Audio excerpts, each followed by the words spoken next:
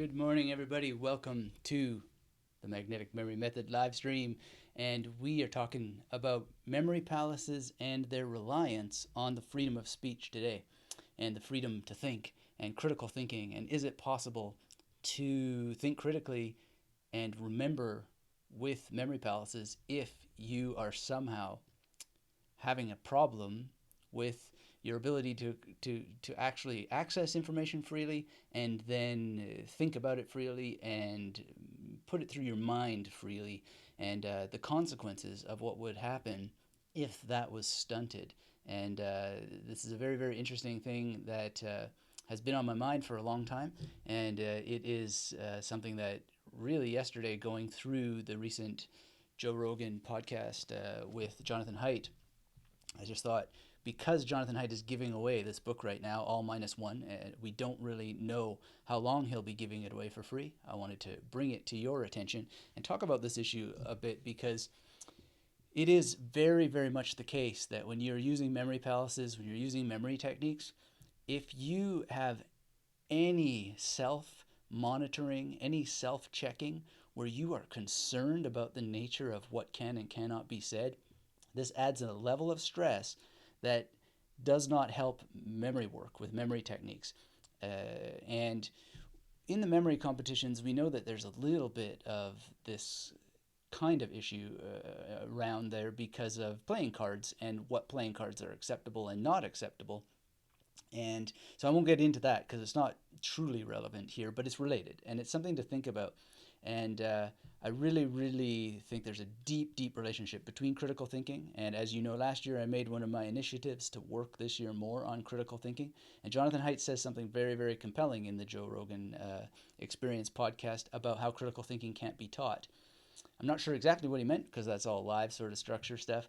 And I'm not sure that that's exactly true, but I think I know what he means. And I taught critical thinking for a number of years at university, a fourth year level course. I think I also taught a third year level course at one point.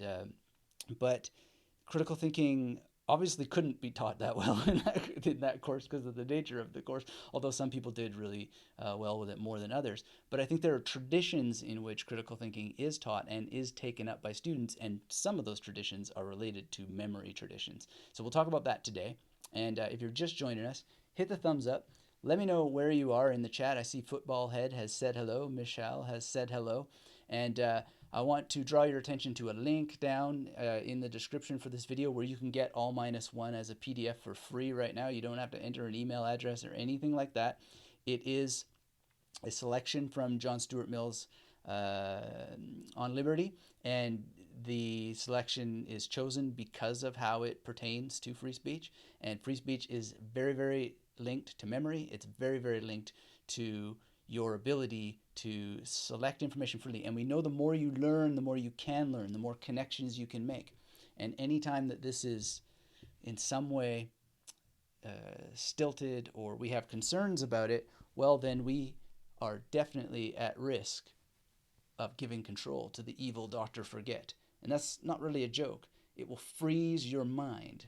It'll freeze your mind. So we have to make sure that as many people as possible have the option to read this book and enjoy it. So it's free right now. Make sure you go and download it and learn about what's going on at the Heterodox Academy that Jonathan Heidt has there. So Football Head says we should shut down all offensive speech. I have been called ugly a lot in my life, and I believe the word should be deemed as hate speech, and people who use it should be fined. Football Head, thanks for sharing that. You know, I don't agree at all with that, but I appreciate you taking the moment to type that out. Ugly is an interesting word. I had a great art teacher, a remote art teacher, who I took art from, named Riven Phoenix. And if you haven't taken his course on drawing, it is so great. Just look up Riven Phoenix. He's worked for George Lucas and so forth. He said that when you learn how to draw, you will never see ugliness again in your life. And that always stuck with me. But there's something about the freedom to use that word that is important. We need to actually have the freedom to use words that exist in language, that are in dictionaries, and even if we are hurt by them. I mean, I've been called all kinds of names, Football Head.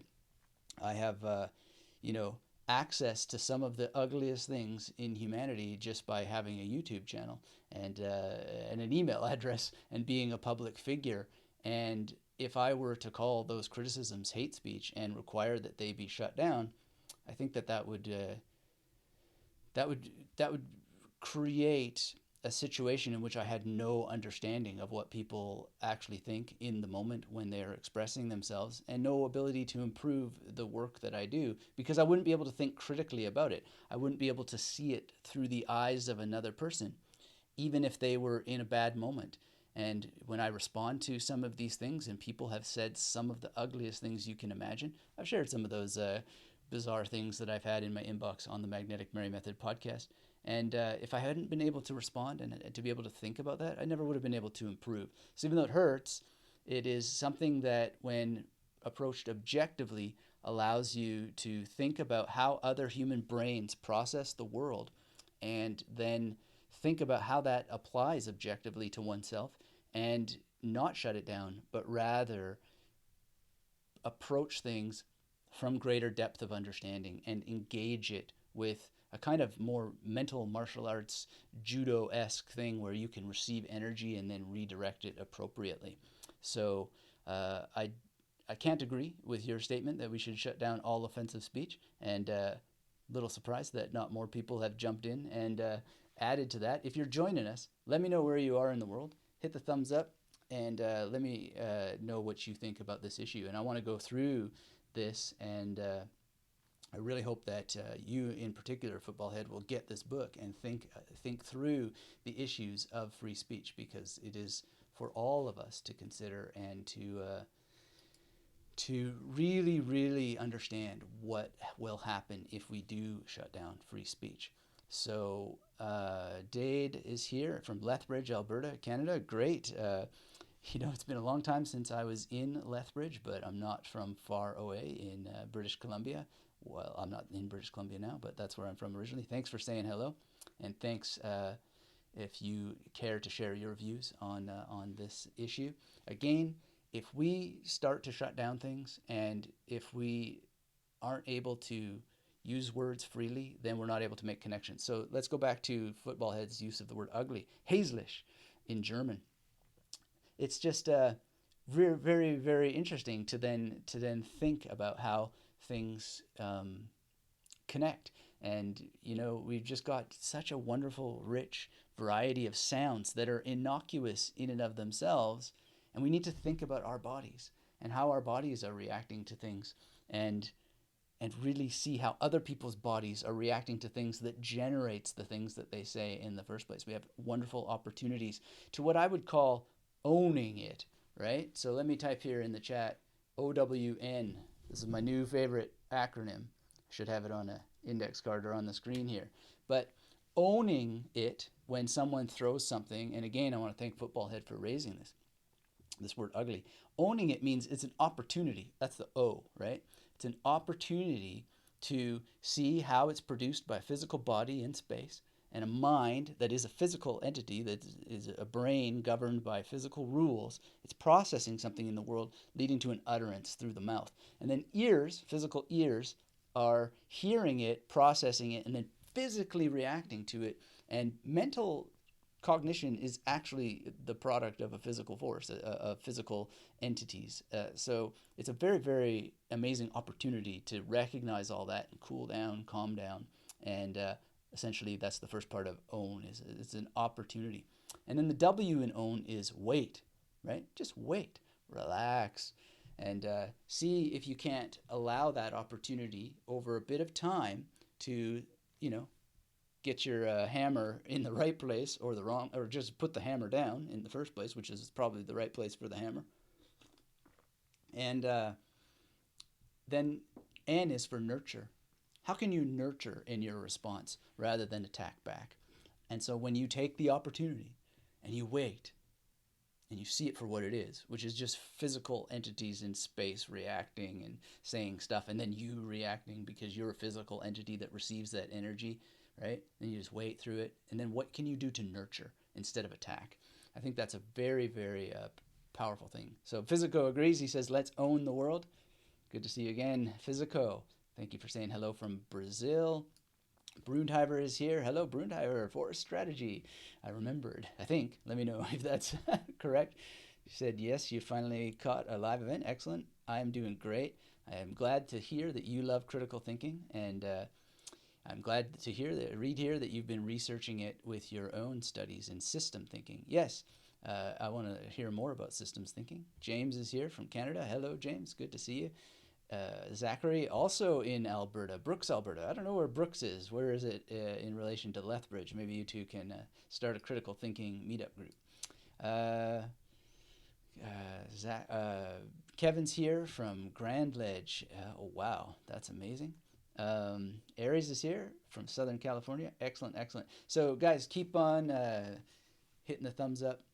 Get subscribed to this channel if you're new here for whatever reason. We talk about memory improvement and everything that relates to memory, and critical thinking relates to memory in a big way, as does anything related to speech and the freedom to express ourselves. And this sentiment, if you haven't read in the chat, I encourage you to go look at what Football Head shared here about an effort to shut down all offensive speech. The question there is who gets to decide, and what happens when I'm offended by their efforts to shut down speech, right? So Foucault, he's taken Jordan Peterson has taken the bat to Foucault, and I think that maybe he needs to own it and wait a little bit more. But Foucault talked about power, and he talked about how that power, this is in History of Sexuality in particular, and he said that power is the ability to conduct the conduct of others. Now that word conduct is really, really important when you think about the conductor, right? The conductor of the symphony or the orchestra, right? And so there's that one person who is waving the baton, and you get to do this now, and you now get to do this. Why? Because that's what's written in the musical notation. And if you stray from the musical notation, then you're going to get kicked out of the symphony. You're going to get kicked out of the orchestra. And so that conductor, right? And notice too the relationship of the word conductor to conduction, which is the way that energy moves and so forth. That's almost too much power for any individual, and yet some people want to give the inability to conduct the conduct of others to an individual or to a state. And that's really, really dangerous. What happens when someone in that orchestra has an idea about how to perform what's written on that score there a little bit different? And what happens when maybe they've memorized, something, and they want to be able to play it in their own free time, and they want to practice it, but then the conductor has a reach and notices what they think is a little bit of a tone of have you been studying Frank Zappa? That is affecting your Brahms. We can't have that in our orchestra, right? Like, it just gets really, really strange how this all can evolve and develop when people start to try to control free speech, or actually make efforts to give someone else control. So I encourage you to think about that definition that Foucault gives, which is that power is the ability to conduct the conduct of others. And in another book of his called Discipline and Punish, regardless of whatever political intent he has in there, which one could argue for days about all that stuff, the major point is he talks about the construction of a panopticon, and how that judgment used to be made in the square, in the public space, and over time, particularly the 18th century, it was internalized into courts, right? So the king making proclamation judgments over how a person should be punished used to be public, everybody would see, and so forth. And then it became private, only certain people would be in the court, and the actual punishment would not be engaged in the public square with drawing and quartering and all that sort of stuff, but it would actually be done inside of prisons and secluded from society. These prisons were designed in particular ways. I don't know the extent to which this actually plays out with any sort of deep historical study beyond Michel Foucault, but his idea is that the construction of prisons was actually very, very similar and eerily similar to the construction of schools and the construction of hospitals, in terms of individual rooms connected by hallways, and not just connected by hallways, but also by time. So you started to have 3 square meals, which is a military invention apparently, and these institutions were built on this 3 square meals sort of thing where, after breakfast you go to school until lunch, then you come back to school after lunch, and then you're free in the afternoon to go home for dinner. And this arrangement of time, power being the ability to conduct the conduct of others, not only has a geographical or a spatial arrangement, memory palaces, remembering when to show up, what to do when you show up, because time and space are so structured to conduct your conduct, right? And this is really, really fascinating to think through how it leads to this panopticon prison of surveillance, because Jeremy Bentham, as Foucault talks about, invented this prison, the panopticon, which was very interesting in terms of how that it allowed, through a central tower, the guards to peer into all the cells, right? But as Foucault describes it, imagine that there didn't even need to be a guard there at all, right? Because you could have perhaps a silhouette of guards, and maybe those guards could even just be on automated puppetry. And the prisoners would then internalize the fact that they were being surveilled. There wouldn't need to be any surveillance because they would come to surveil themselves, right? And so this is a really interesting idea because we see this in society. And Plato talked about this back in the Republic with the allegory of the cave, right? Because the prisoner is tied to the wall in the cave and he's just watching these shadowy representations play out on the wall, thinks this is the real world. He's internalized the rules of the shadow puppetry and obeys without even questioning it, right? And so when you start to question it, you realize that actually you're obeying these rules because you've deeply internalized them, you've memorized them, and you're trapped in all of these institutions, or you're being processed through these institutions and so forth, because power is the ability to conduct the conduct of others. So really, we need to think this through. So let's check in with the chat here. Dade says, if free speech gets shut down, then research and innovation becomes stagnant throughout society. Look at the companies leaving California. The work environment has become too constricted to the point that people cannot criticize without being deemed as offensive. Work sessions become efforts in futility. That's very interesting. I haven't really heard much about companies actually leaving California, but one of the things to consider as the future ramps up into the future, into the present rather, is that where are you going to go when the internet itself is fragmented through initiatives like GDPR and etc., where they likely can do it. They likely can have down to the granular control of cities what enters, just like cable, right?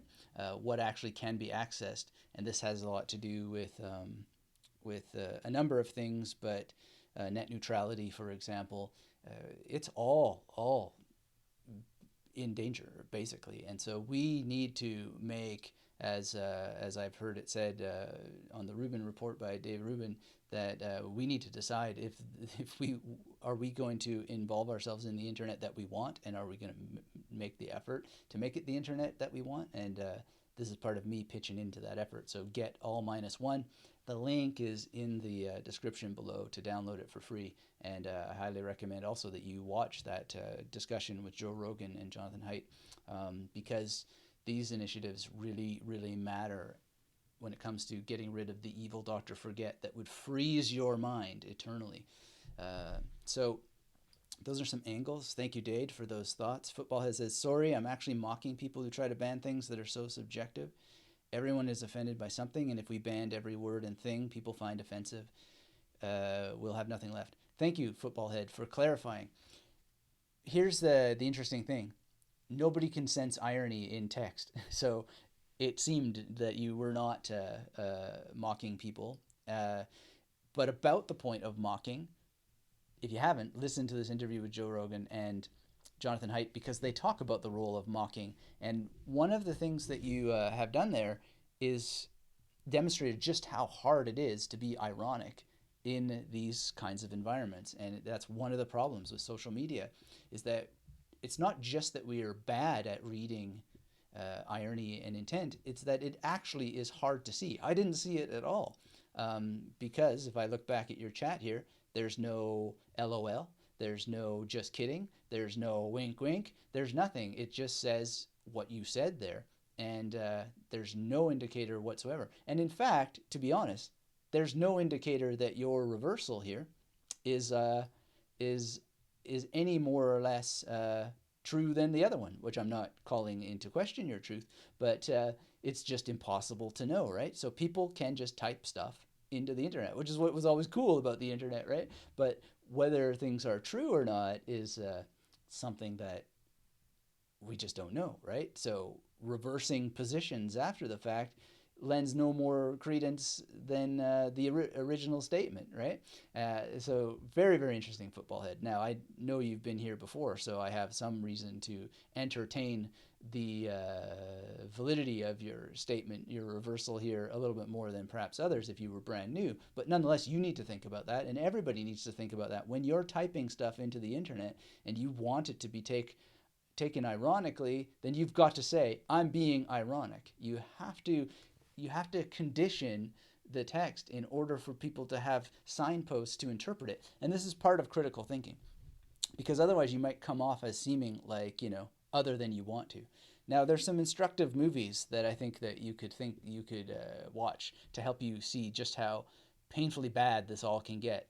So back in the day, this Canadian film director named David Cronenberg made a movie called Videodrome, and I highly, highly recommend it. Everybody watch this movie. Heidt says in this interview that critical thinking can't be taught, but I think it can be. It's just not necessarily by the regular means. And one way is to watch movies that are critical of media. And so Cronenberg in Videodrome is very critical of essentially the future that we have wound up with. So go watch that movie. Watch Existenz as well, which I think is very instructive. Existenz is like the Canadian version of The Matrix, and it is very, very important for giving us critical tools for thinking about how things like TV and the internet have become what they've become. And if you really want to go for gold, then also read Marshall McLuhan.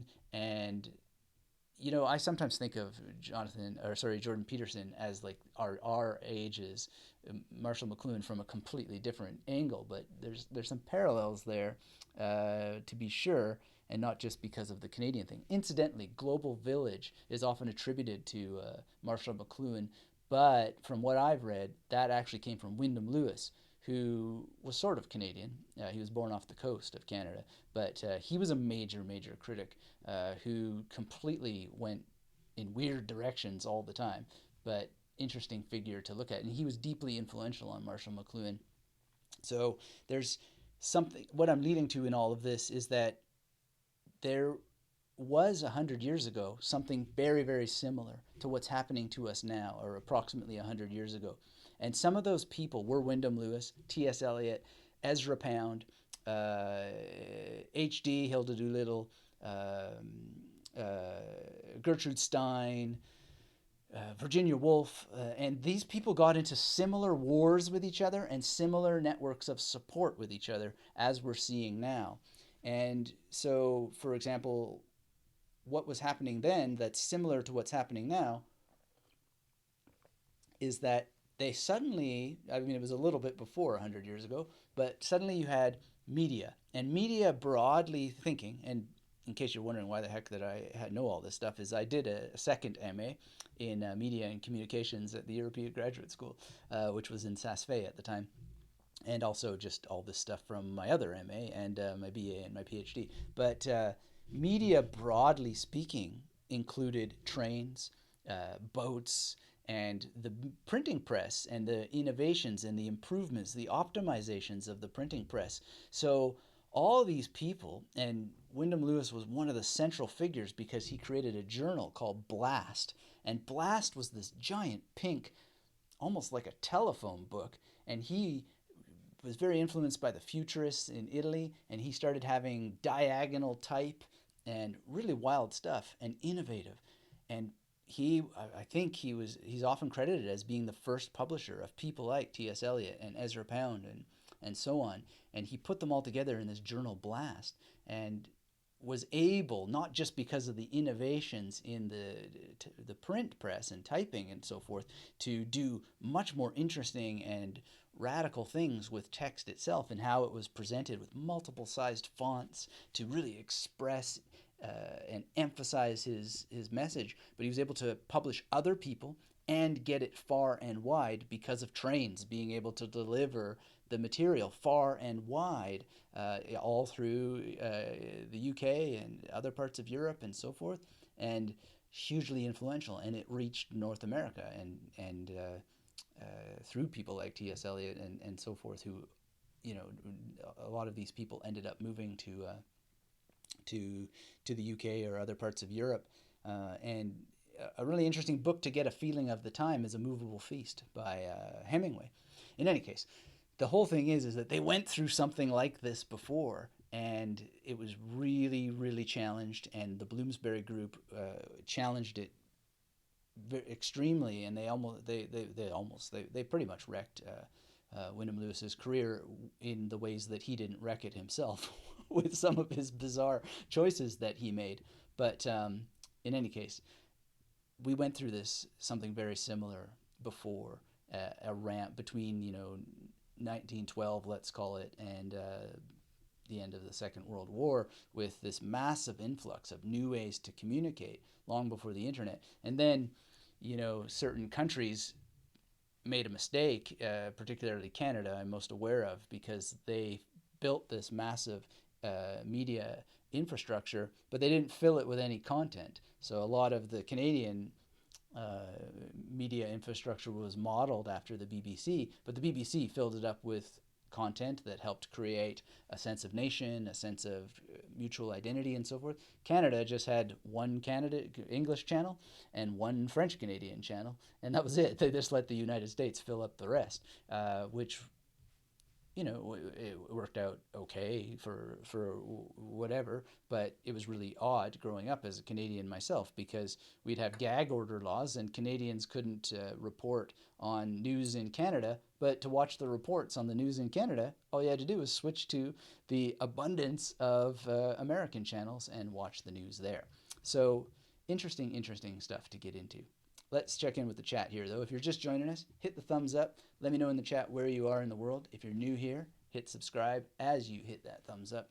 And those thumbs up and subscribes and so forth, they let the robots know that humans care about this. And so if you do, get engaged, get active, because now the time is here more than ever to let the robots know that humans care. And also, down in the link below, you can get this book, All Minus One, for free as a PDF right now. And it is an extract from On Liberty by John Stuart Mill that has been prepared by Richard V. Reeves and Jonathan Heidt. And I was very inspired to be talking about this because of the Joe Rogan Experience podcast that I watched yesterday with Jonathan Heidt and Joe Rogan. And Joe Rogan asks really good questions, and they go through this. And one of the things that came up was Jonathan Haidt's idea that critical thinking can't be taught. And if you've been on this channel for a while, last year I started the initiative to teach critical thinking more because I had taught it at university, and I'm not sure that it can't be taught. So why do I say that I'm not sure that it can't be taught? It's not just because I taught it, because I think that wasn't that successful given what that course was and how it was, because it was all about syllogisms and all this jazz. And I did my best, but I had to follow the the syllabus to a large degree. But in the years since, even the years before, I think that you can learn a lot and be taught a lot about critical thinking by reading Plato, for example. The Republic, to just take one big old dialogue that shows you thinking out loud in a dramatic form that's actually very, very compelling. Some of it's a bit dry, some of it's not as exciting as other things, but if you dive into it and you read it from cover to cover, you'll just be amazed by how, the characters come at Socrates and how Socrates comes back, and you have this wonderful demonstration of critical thinking in action, which you then can be influenced by, inspired by, and have in your own discussions with other people. And it's just that simple. And, there's a lot, if you can learn about rhetoric, you can learn the terms of rhetoric, and we're going to talk about them in the near future, because I think they're very important. Because in the memory tradition, most of what we know about the ancient art of memory from the Western tradition is embedded in textbooks on rhetoric, right? So, we have many things to talk about in that regard, and we will, because enough people have shown me that they're interested in more on critical thinking. But critical thinking, I think, it's not so much that it can be taught, but rather it can be observed and put into action. Now, in the last couple of years, something a little bit older than even these traditions is what I've been studying, which is Advaita Vedanta. And that is its whole world, and so I don't want to generalize dangerously. But nonetheless, it is a form of self-inquiry that relies upon critical thinking. And it is on the basis of simple questions that really, when you are experiencing a certain mood or a certain emotional state or a certain reaction to something, you just start to ask, well, to whom is this state actually occurring? And this is really, really, really an important exercise in critical thinking, because, and you don't even have to go into the thousands of years old tradition, because Sam Harris's Waking Up podcast, I just listened to day 23 today. He's teaching self-inquiry. He's asking you to look in that field to find where exactly is your sense of I, right? Well, this has been taught for thousands of years in for example, Vedanta. And so Vedanta or Advaita Vedanta is basically, Advaita is not two or non-dual. And Vedanta is the teaching taught in the summation of the Upanishads. And so it's a complex term, but a good one worth memorizing. And so what you're essentially doing is you're seeing that your experience is entirely inside of your head, and you're proving to yourself through a process of critical thinking that that's what that is, right? That you're confirming that all that you experience is all that you experience, and you experience it only in the now, and you are not these other things. So you are not your reaction to a slur. Someone offends you, you are not that reaction. If you can find the you who is reacting to this thing, well, congratulations, you're probably going to get a Nobel Prize, because nobody else in science can find the you. Like, they just can't see it in the brain scans, right? And you won't be able to find that you either if you're really diligent about the practice. It's really, really cool. So, my favorite text is Evolving Beyond Thought by Gary Weber. And I'm writing a book all about what happened when a friend of mine, he just said, man, if you think your meditation is in this particular way, you got to read Gary Weber. And I just said, well, I'm going to memorize all the stuff that Gary Weber memorized and see what happens. And it's just been a wild adventure ever since. And I think that anybody could and anybody can if they have the memory tools. So really working on the last stages of that book now. Due to the nature of that book and what I want to do with it, it might be a little bit longer before it appears, because I'm going to get a professional editor to help. And it's kind of a combination of Moonwalking with Einstein meets the Bhagavad Gita, I think. So we'll see. We'll see what the editor has to say. In any case, it is sourced, it is based on a critical thinking tradition, Advaita Vedanta, and the tradition of critical thinking from which our great memory tradition has been so preserved and so passed forward.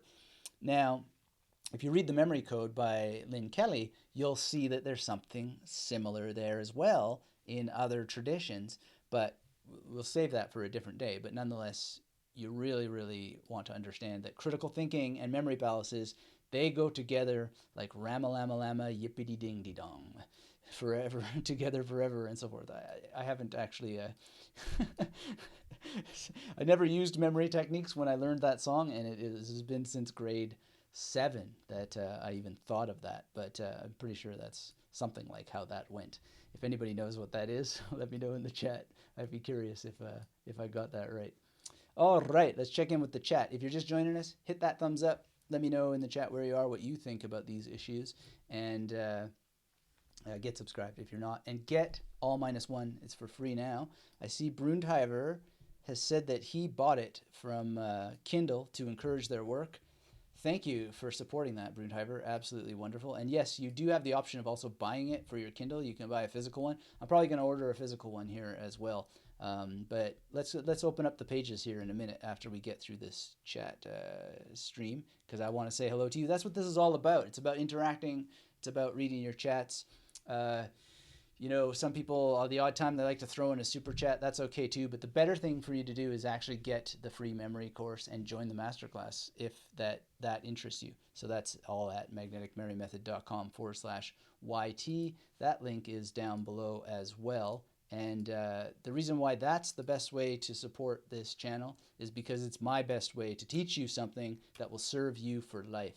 So if you want to support this work, there's the link for you in the chat, magneticmerrymethod.com/YT. All right, let's check in with these chats here. All right, so Physical says, so maintaining some people in the cavern can be good for society. I want to say hi to Kyle there too. Kyle, thanks for saying hello from Hawaii. Awesome. Let's see. So Physical is asking if maintaining some people in the cave can be good for society. Well, that's the question, and you know, I'll let you go read The Republic by Plato, and see what you think. You let me know what you think. They come up with some fairly suspect conclusions in that book, but the journey to seeing how those conclusions are arrived at will help you decide on your own. And so this is coming back to this thing about Jonathan Heidt's statement that critical thinking can't be taught. And I think this is where he's probably dead on, is that I can tell you what I think about the answer to your question, but what does it matter? What matters is what you think, and what matters is the journey that you took to coming to the conclusion, and that you, as a critical thinker, remain open to shifting, changing, sorting, sifting, screening different things that come at different times of your life, and realizing that those different times will come. They are going to come. There's no getting around that change will come.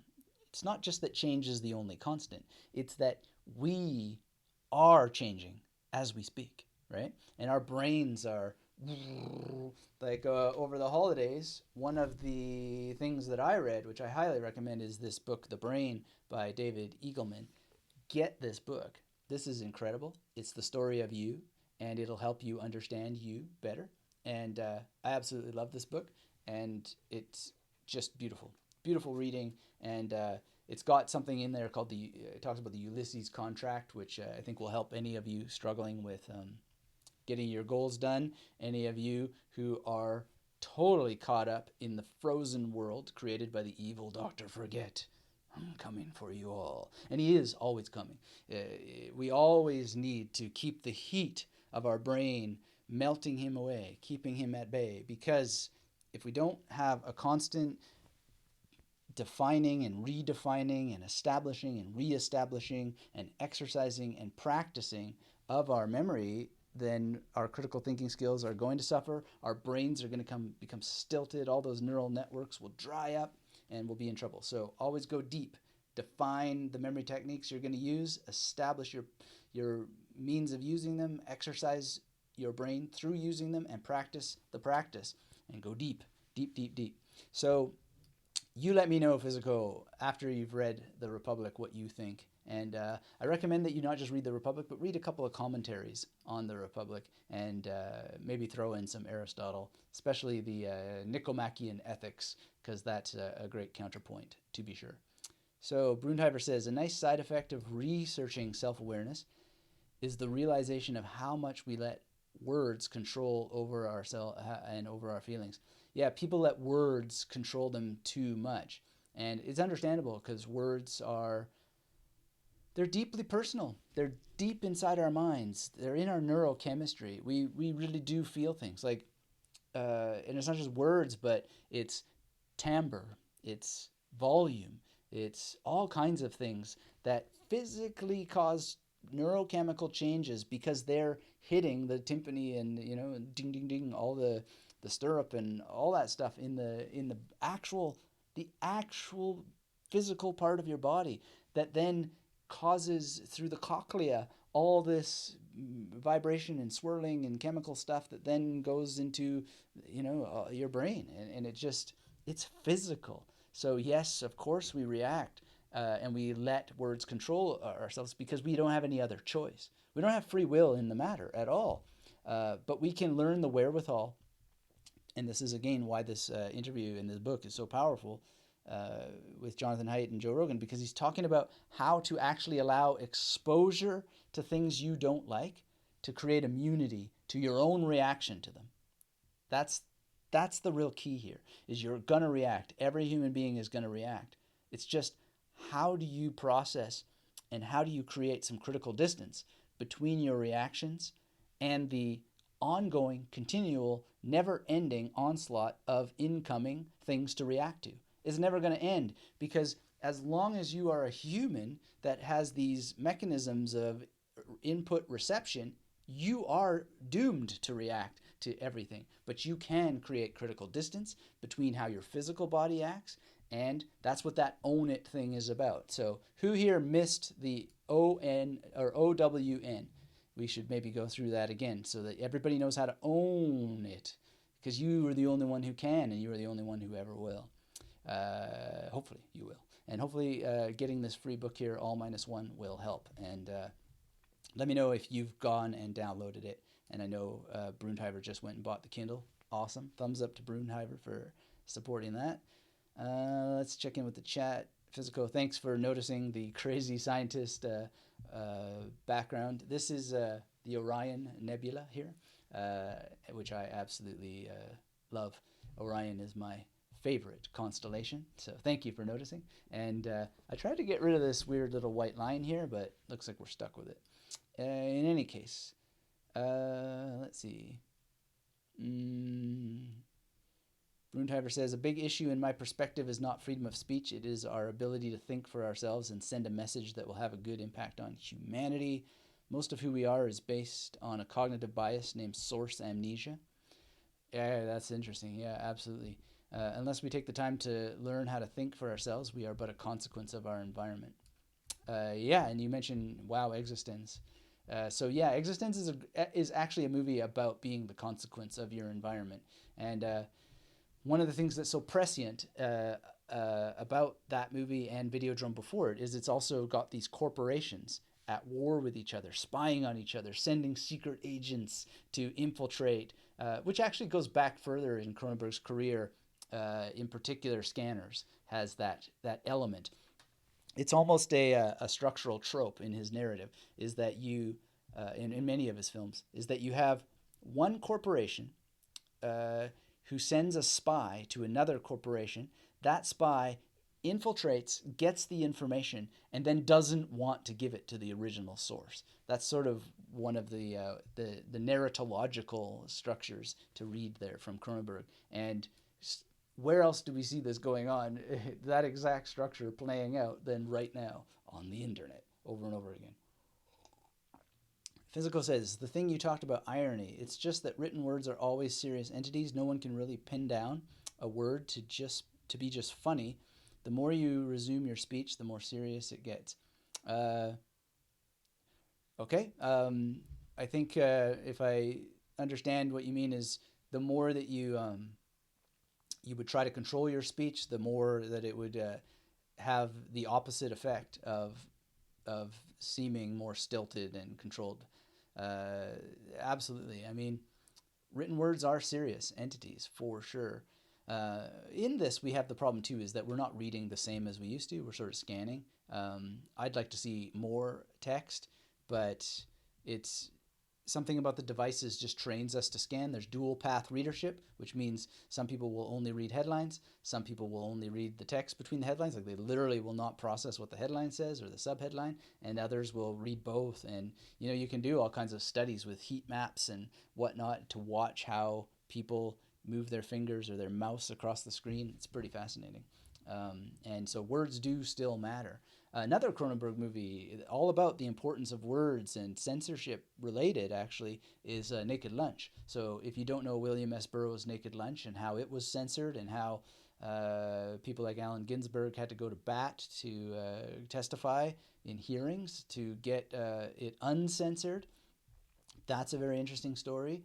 And good that it resolved in favor of that book being released. And Cronenberg's movie is all about the danger of using this or that word in certain contexts, and what it's like to be a homosexual drug addict, essentially, and deal with what ends up happening when you have really harsh criticisms thrown at you, and how it distorts your own reality and causes you to behave in ways that are uncouth or all too couth, so to speak. But anyway, very interesting stuff. And also you have in the back, not so much corporations, but certainly the something like that, like with Interzone and Annexia as being state structures that are in conflict with one another, even if it's just in an imaginary way. So very interesting movie there as well.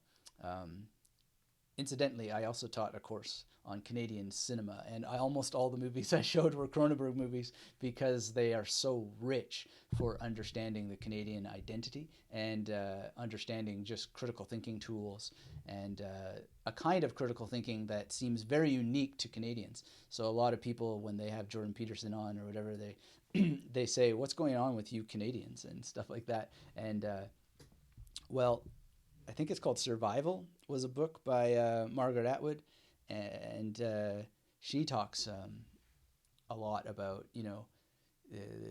the wilderness mentality of Canadians and the mental tools that are needed to survive under threat from a vast unknown.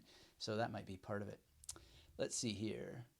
So Physical says the thing you talked about, iron. Oh yeah, we got that one. Aries says critical thinking is hard, especially with Google. Yeah, well, I mean, there's great things to be sure from Google, no doubt. But there is this kind of problem with, we'll serve up the best answer in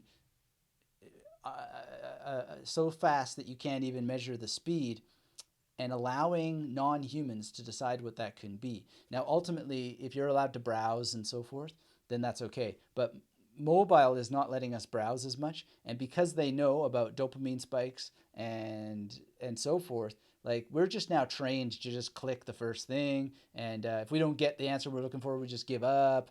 Like, this is not good.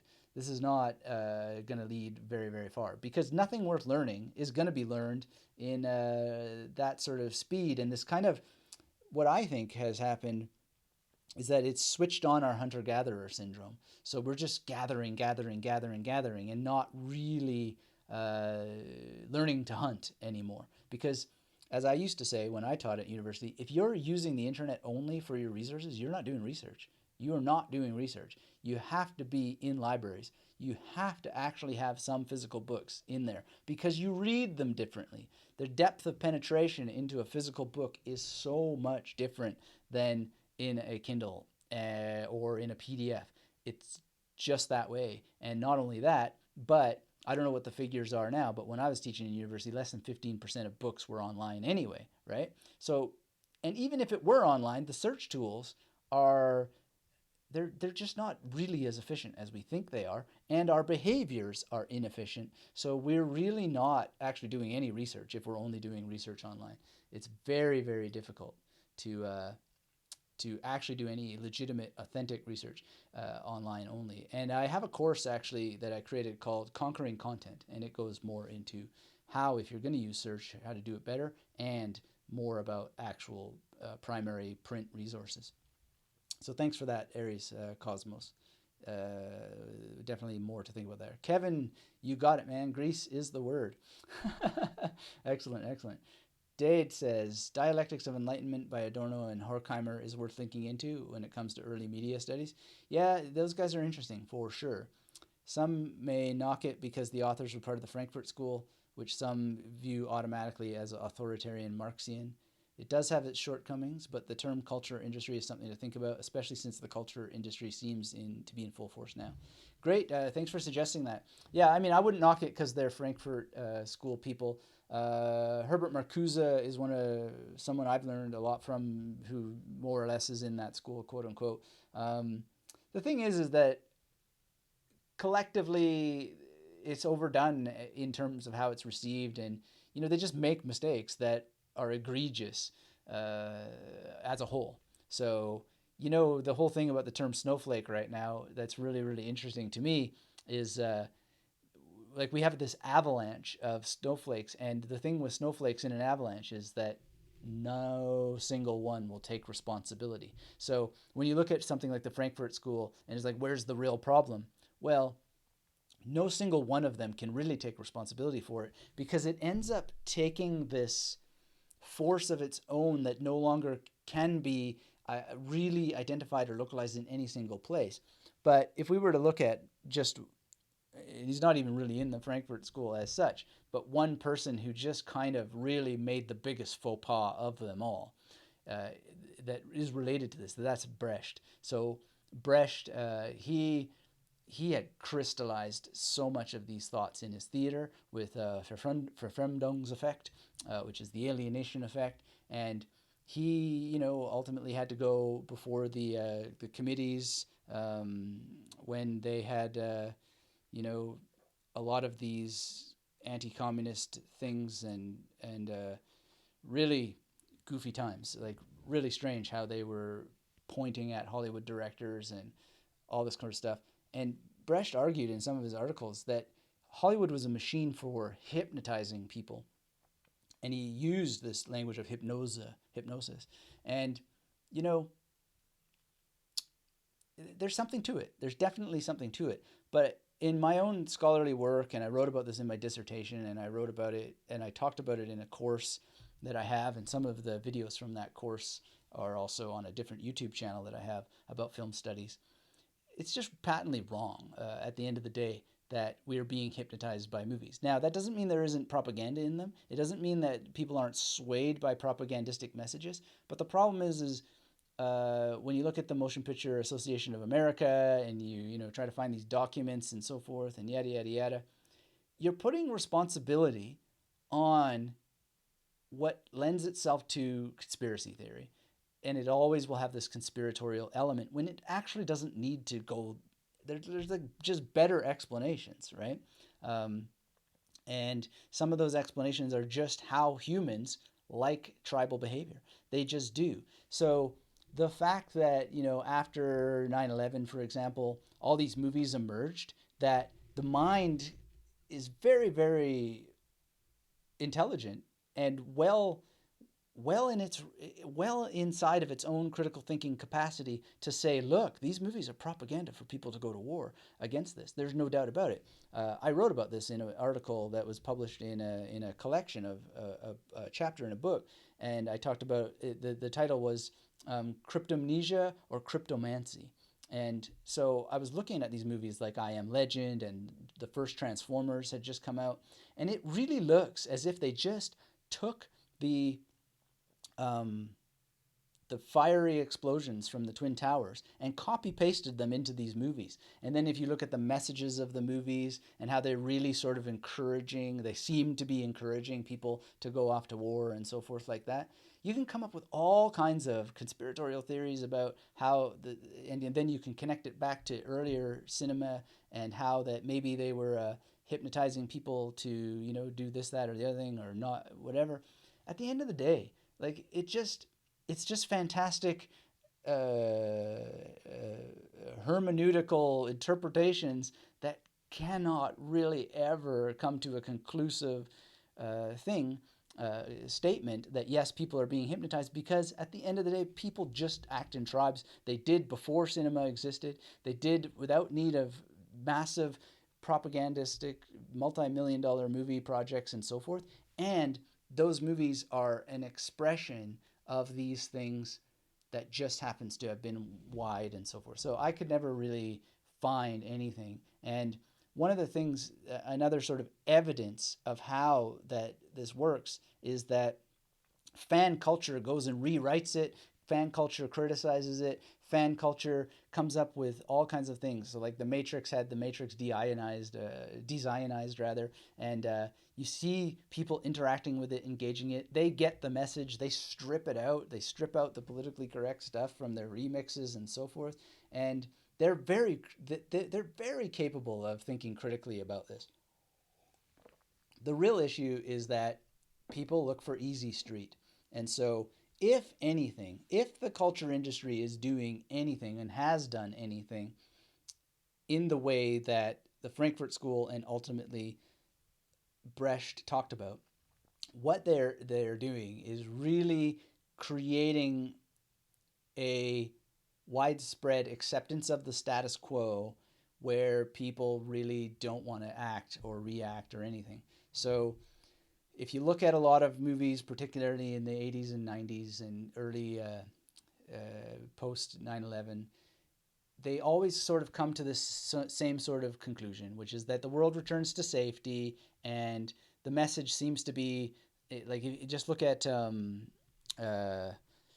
Lethal Weapon movies. Like, Lethal Weapons movies always end the same way, at least the three that I saw. They end pretty much the same way, which is that, you go on this adventure, you beat people up, you punch, you kick, you sweat, you scream, and all that sort of stuff. And then at the end of the day, what do? You return to the house with the white picket fence where you pay your taxes and life goes on, right? So at the very least, there may be this sort of encouragement for people to have this adventure and go back to life as normal. And so many of these movies, like Spielberg is a great one for having his movies end with this image of the family unit restored and back behind the white picket fence. And yeah, we'll just, things will go on the way that they go on until the next disaster. And so there may be some of that going on. But at the end of the day, you're going to then have to say that that's what happened in the Odyssey, that's what happened in Oedipus Rex, and so on and so on. And there's reason to believe that that's what happened in Oedipus Rex as well, because Oedipus Rex is essentially a story about dealing with change, the changing of the guard. It's not really about sleeping with your mother and killing your father and all the deep existential crisis that will take, as Freud thought. If Peter Gay is correct in his analysis of Freud's life, Freud just picked that up from a patient. A patient was rambling on about this, and he just said, man, my situation reminds me of Oedipus. Freud was like, that's it. Career maker. No, it's not that simple. But nonetheless, if you look at what Oedipus is really about, it's about being very, very deeply anxious about change, and not just change in technology, because there's some talk there about ships on the horizon with better technology, new medicines being brought in, new things being brought into the culture from different things, different areas, different regions, and so forth. That's creating anxiety and dealing with that change and having to take responsibility for the leadership, especially when you have the interests of the past behind you, the old guard, and the interests of the next generation, the new guard.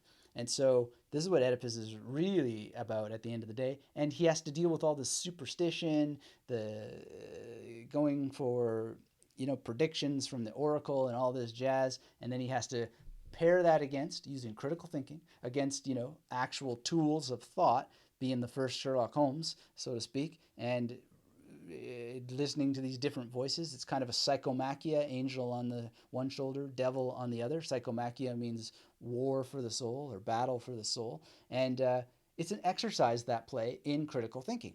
Now, if you really want a nice critical thinking exercise and some things to remember, go read Oedipus Rex and then go watch a movie called Minority Report, speaking of Spielberg.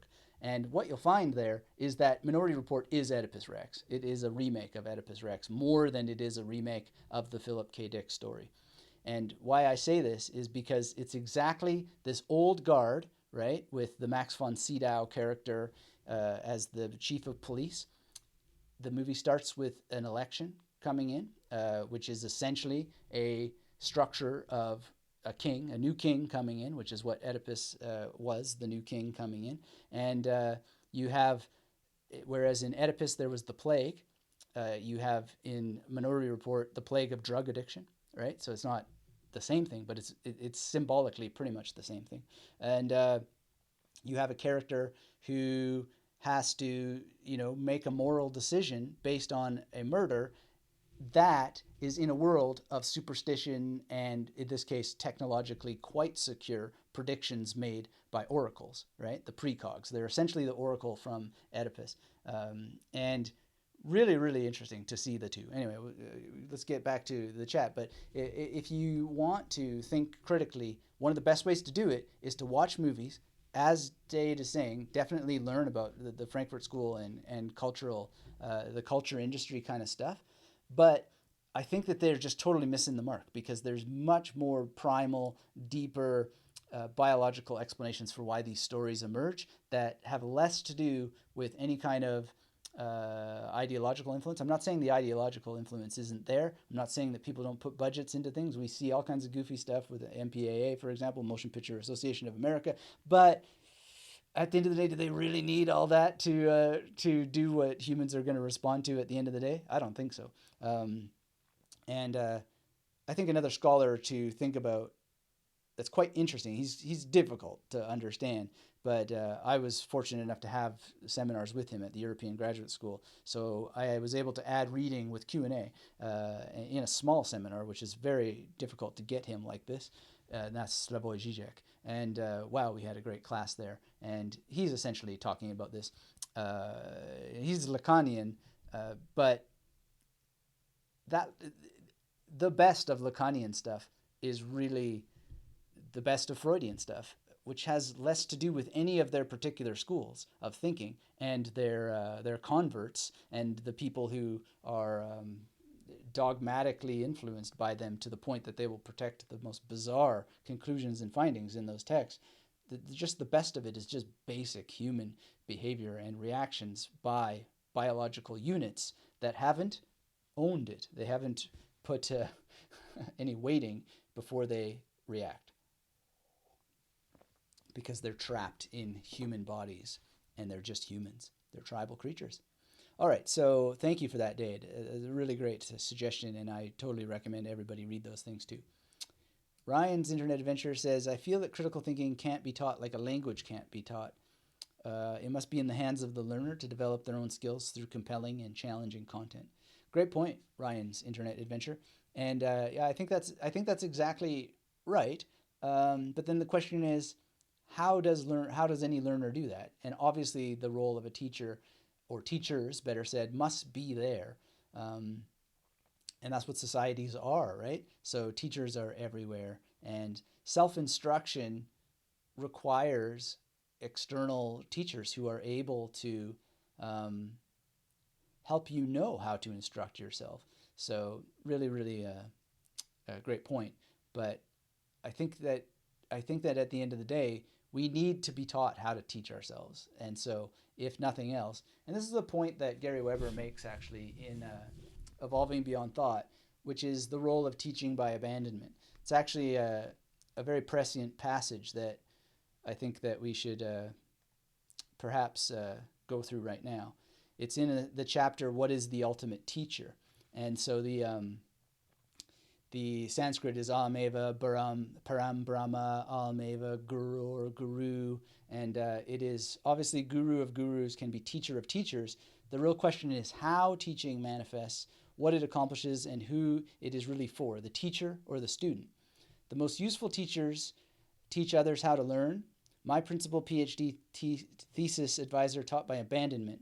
Some funding was provided along with a broad problem outline, and then you solve it.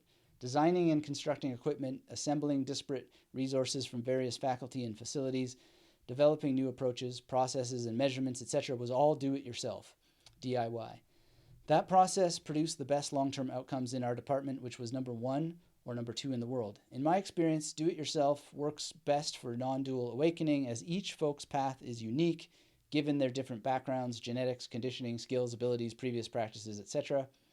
It is also how thousands of hours of yoga, meditation, etc. unfolded in my process with little direct guidance, as there was no other alternative. So that's certainly in a mental skill, but there's an opposite end of the equation, which is maximum guidance.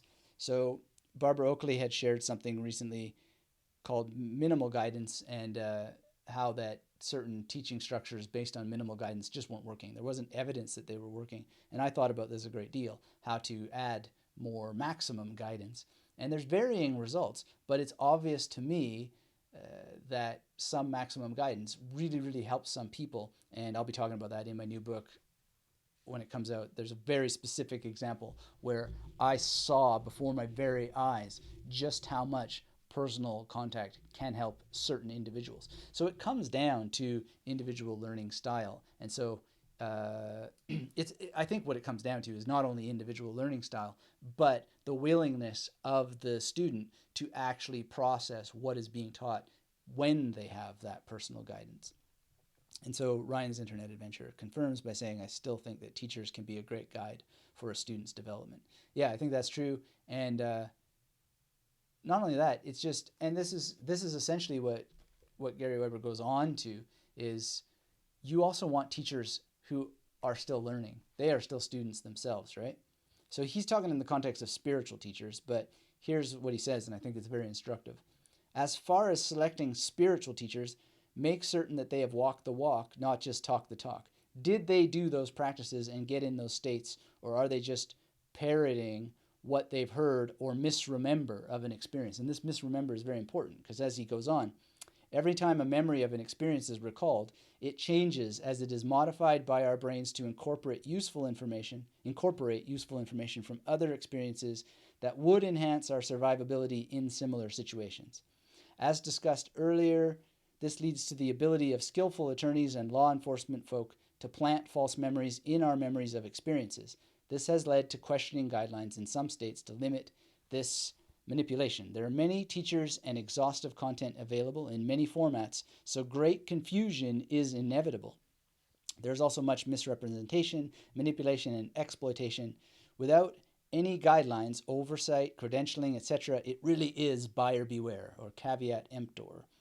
A good approach is to spend time around someone and see if, at your deepest level, you really trust them.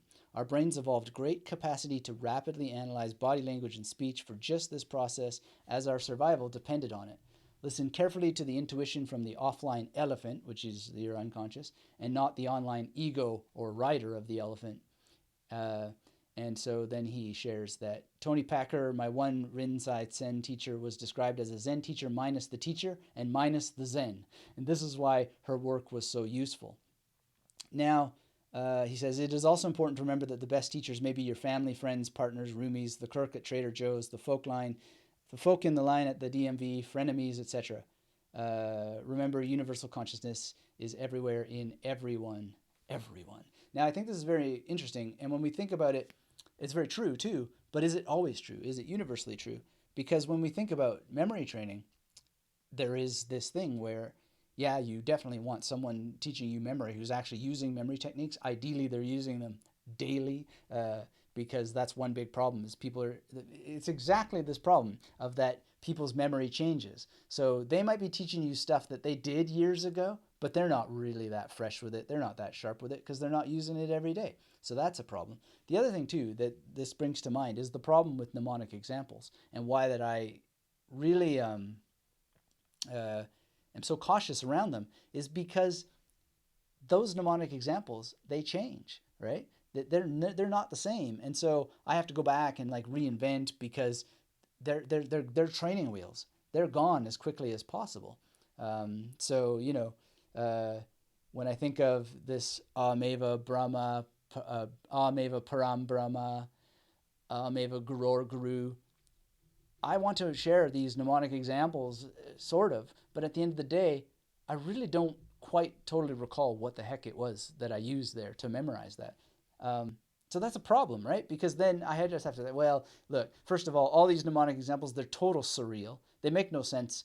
They didn't really make any sense to me in the first place. They're just used there. And, param, well, why is it because a pram and a can of para paint. Well, I used to work at Para Paints. What the heck does para, going to be for you? Well, maybe you could use a parachute and so on. We could have this infinity of potential mnemonic examples. What's better? An infinity of surrealist mental paintings on the page, or just like, here's how you do this. Go and do it, right? So I don't know. But one of the things here too that he points out is that there's this abundance of so much training out there that leads to confusion, and that's why individual training will always have a role, because the experienced person, if they're truly experienced, if they're truly walking the walk and they're continually walking the walk with consistency, they'll have a better chance of diagnosing what's really going on because they're practicing with you. They're a student too. They're just a bit further along. Or even better said, they're not further along. They're just wherever they are, and they're able to say, yeah, well, a little bit of this, a little bit of less of that, maybe this, maybe that, and so on, but from a place of authenticity, and you're much more likely to hit the mark, especially in memory training, where there's such an abundance of bizarre terminology. Nobody seems to use it the same way. Any of my efforts to consolidate it is always an uphill battle, because there's so many other terms, and that's just the way that it is. And so it's good to know both, but it's good to also understand, actually, if you really look at it, as I think I've done very well in identifying this, they're all the same technique. It's just slight variations on how spatial memory is used. So, and it's your strategy. It's your preparation and your predetermination, and that's a huge part of the game, and it's a huge part of the success. It's what will distinguish you. So how can you find clarity in that mess? Well, you got to find the teacher that you actually trust, and you need to follow that teacher's recommendations, and that can be taught, and it is something that can't be done without another person, or if it can be done without another person, it is done much slower than is probably necessary, and won't lead to the same results or conclusions. And when I think, I studied magic and learned magic, my learning went, I don't know, I don't have a number. I was going to say 1,000 times faster, but I don't really know how much faster it went. But just in a half an hour with an actual working magician, I learned so much that improved my magicianship. It's just like that, right? And I could never have gotten there any other way. It's just not possible. Then the other thing that happens is that when I then went and watched my mentor perform, I was so much more attentive and attuned to things that I wouldn't have noticed otherwise if I hadn't had it explained. And I hadn't had it explained in a way that was right there, personal, attentive to me, thinking of where my hands are, what I'm trying to achieve. And it's not even just the mechanical, like hands here, hands there kind of stuff. It's also like, who are you when you're doing this? And who is your audience? What is the vibe you're trying to connect? What's the frame? How are you placing that frame? How are you maintaining the frame? How are you setting up anchors to trigger later, and so forth? It's really very similar to memory training work and so forth. So, if you just want to accelerate the process, you really want to consider having an actual teacher to work with you, for sure, because you'll definitely not only arrive faster, but you'll have much more streamlined conclusions as a result. All right, so X Bluebells, Tina, right, is here from Indianapolis. Glad to catch you live. Glad to have you here live. Amsel is here. Hello, Amsel. Great to see you. Bruntiver says, thanks to Dade for the tips. He's noted the title. Look for the recommendation. Reclaiming Life is here. Excellent. Good to see you. Welcome to 2019. Aries Cosmo says, do you take any supplements, vitamin for the brain like fish oil? No, never. Why? Because there's no need to. Just eat proper. Well, I'm not going to give dietary advice. I got a PhD, not a medical doctor, but I have found from my blood analysis that the diet that I have crafted is, well, the doctor said if you can eat like that for the rest of your life, good luck dying, because you're gonna have a nice peaceful life, especially given my medical challenges. And so far so good. That's true. There's a bit of upset here and there, but that usually has to do with something other than food. But yeah, my blood reads very, very well. And in my new book, there's a chapter all about that because it relates to memory. And so you'll see in depth what all that is about. Now, I'm not saying people shouldn't take supplements. I really don't know. It depends. That's your journey. See a doctor. But thanks for asking. We do have on the Magnetic Memory Method blog and podcast a post on foods that improve memory. And I'll share that link for you in the chat here so that anyone is interested, they can see foods that improve memory that you can pig out on. And supplementation I'm not nearly as concerned about as I am concerned about, I'm going to put that in the chat there for you. I'm more concerned about these kinds of pill supplements like nootropics and so forth, and where they talk about real memory advantages from that. And in the research that I've done, which is not conclusive, and I'm not a medical doctor, it seems that you get a 0.05 verbal memory advantage from most of these things. Now think about that. 0.05 verbal memory advantage. Most people don't even know what verbal memory is. Most people don't verbalize enough to need an advantage in verbal memory. And you can get that from drinking water. So drink more water. Get a nice cup that you like and drink from it often. And you'll find that you improve for sure. But yeah, be very cautious of that stuff out there. All right. So let's see, where were we? X Bluebell says, I am reading Pragmatic Thinking and Learning, which I believe you mentioned. Highly recommended. Really one book with great synthesis from a lot of sources. Awesome. Aries, Reclaiming Life says to Aries, Cosmos, there's an entire podcast about foods. Yeah, I just shared the link. Thanks for mentioning that, Reclaiming Life. The link is in the chat history now. If you don't know the Magnetic Mary Method podcast, there's oodles of episodes for you. And this week, we're having Marno, who memorized 1,200 digits of pi. And I am very, very excited to have him on the show because he has a record now for that. And he verbally recited it and has this record that he established. It's a very, very interesting interview, and you're going to want to make sure that you are subscribed to the Magnetic Mary Method podcast for that. Wow, there's so many episodes in the past, though, that you do well to make a little audiobook for yourself and go through them, especially a lot of the interviews, people like Alex Mullen, Nelson Dellis, Mark Shannon, Jonathan Levy, Tony Buzan, Phil Chambers. There's so many people. Barbara Oakley. I'd have to do a little memory palace for them all, for sure. But there's also some real deep dives into the ins and outs of this and that. Obviously, the Magnetic Mary Method podcast makes a lot more sense if you've taken at least the free course, and it makes even more sense to you if you've taken the Magnetic Mary Method Masterclass. Speaking of the Masterclass, probably today or tomorrow I'm going to upload an update to the Master Plan course.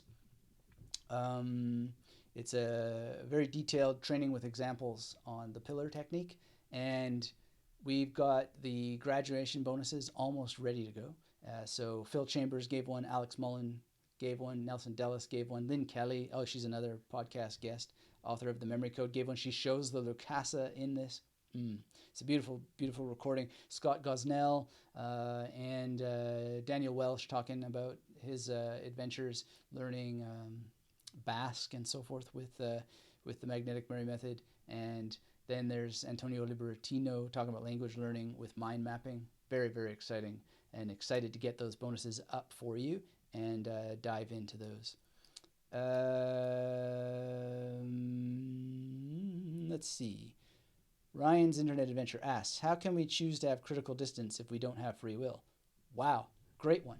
So I almost feel like I should whip out and read the chapter on free will that I have in my new book, because free will obviously has a lot to do with what we're saying when we mean free will.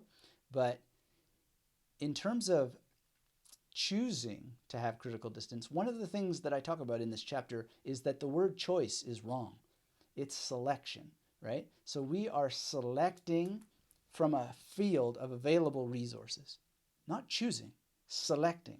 How could you choose, right? Because if you had all the insight in the world of like, well, that's the book that's going to fix me, or that's the book that's going to give me the solution, fix the problem, and so forth. If you could just choose, you would choose the best one, and you would do like the Matrix, I know Kung Fu, right? That would be choice. But no, we don't get to choose. What we get to do is select from whatever is available to us in our vision, in our field of vision, right?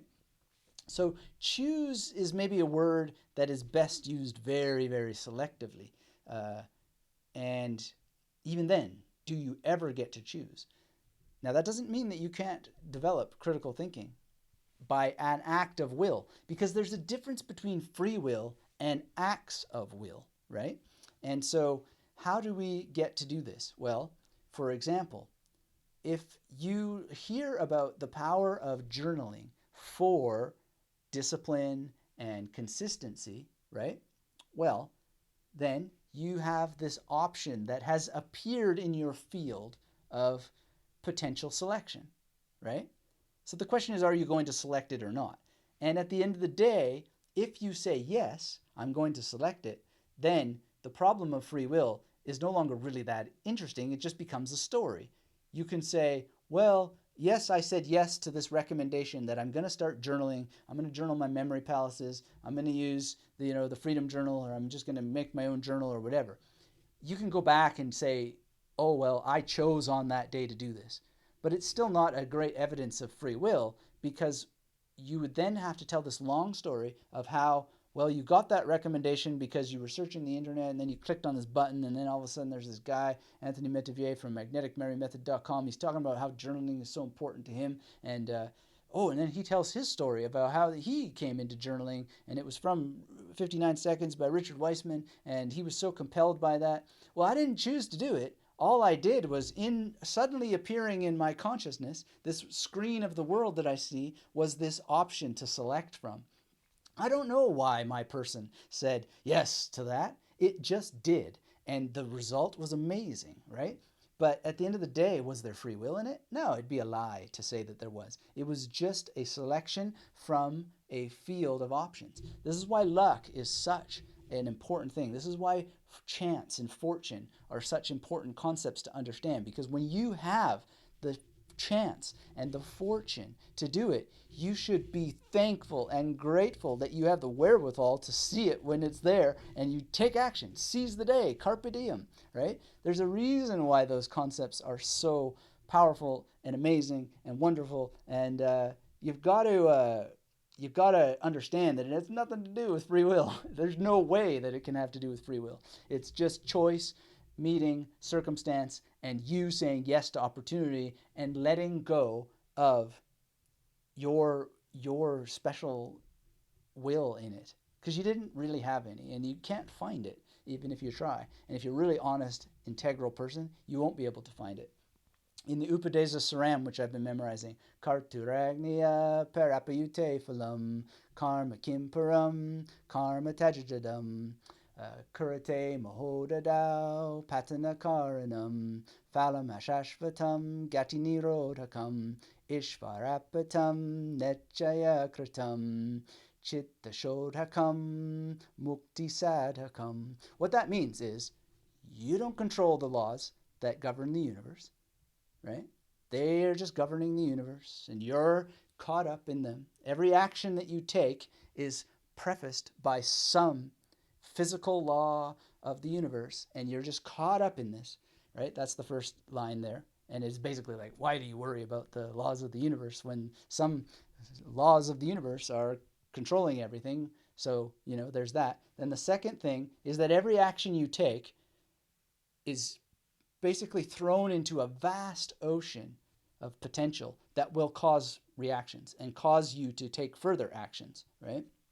And so then the third line is essentially, whatever actions you take, just simply surrender the outcome of those actions, because circling back to the first line, you were never in control of the laws of the universe in the first place, right? So this is where we get moksha, right? So the last line there is mukti sadhakam. So that's related to this word moksha, which is liberation, right? And so when you just let go of all of this stuff and enjoy the ride, and it's easier said than done, of course, but it's fun to practice, and that's what true critical thinking is at the end of the day from this Advaita Vedanta tradition. Is when you feel upset, when you have this emotional reaction, when you feel like you don't have enough willpower and so forth, you just got to accept that you don't control the circumstances. You never did, and you never will. But you are forced to take action, because the laws of the universe operate in such a way that force us to take action. Those actions will create reactions. And so if you just let go of the outcome and even see it as a form of perhaps giving to the world, that has given you this opportunity to experience anything at all, well, then you will be liberated, right? Now, whether that's true or not, I don't know. That's up to you. But it certainly is very, very compelling to memorize. It's very compelling to ponder in meditation, and it's very powerful and rewarding to practice. And so, back to Ryan's Internet Adventures question, how can we choose to have critical distance if we don't have free will? Well, you're not choosing, you're selecting. And if you don't select, yes, like I say, hey, go to magneticmemorymethod.com/YT.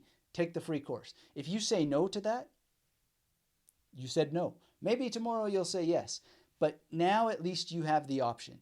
You have the invitation. You have, as they say in the Hollywood world and the world of narratology, the call to adventure. And what I do day in and day out is call you to adventure. Let me call you to adventure right now by putting that link in the chat, assuming that it is working there. Go to magneticmemorymethod.com/YT.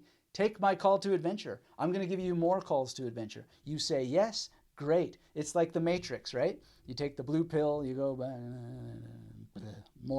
more of the same. You take the red pill, and I'll show you just how deep the rabbit hole goes. But at every stage of the game, you got to say yes again and again and again, and you have to select from the parameters or the sets of information that are inside of your screen, right?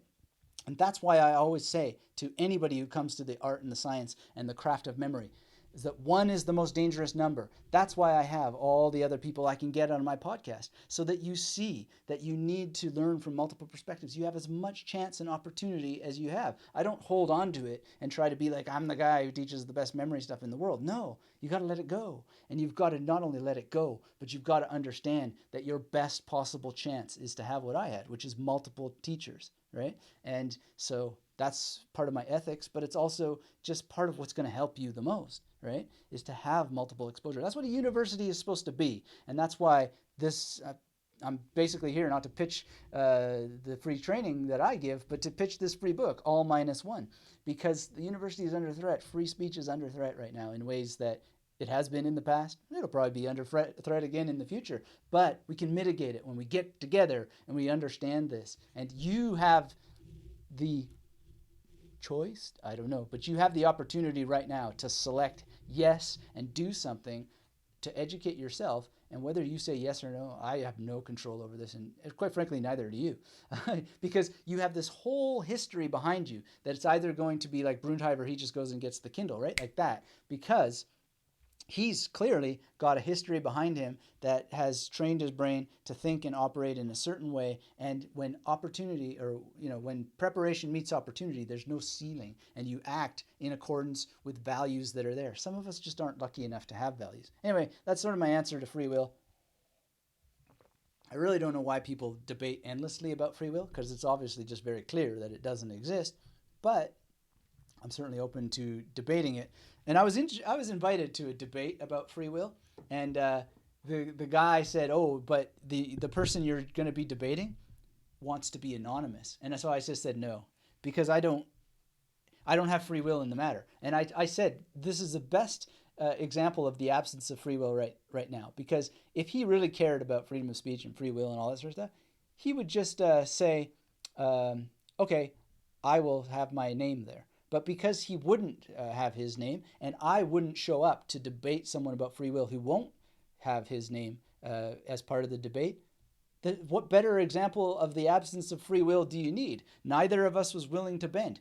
We can give all the answers and the reason in the world why, but at the end of the day, we just simply weren't able to. I wasn't able to convince myself that it would be a good idea to debate someone on the internet who wasn't proud enough of his own name and his positions. It doesn't make any sense to me. I see people like Aaron Ra do it, but I don't understand it. But neither does he, because he doesn't have free will. There's just no free will in it. It has to do with just this long chain of all kinds of previous existing experiences that create deep neural network structures in your brain that really, really dictate how you respond. So when you get the chance to train and meditate and develop critical thinking and all that jazz, take it if you can. If you can find it within you, take it and come back to the messages again and again and again.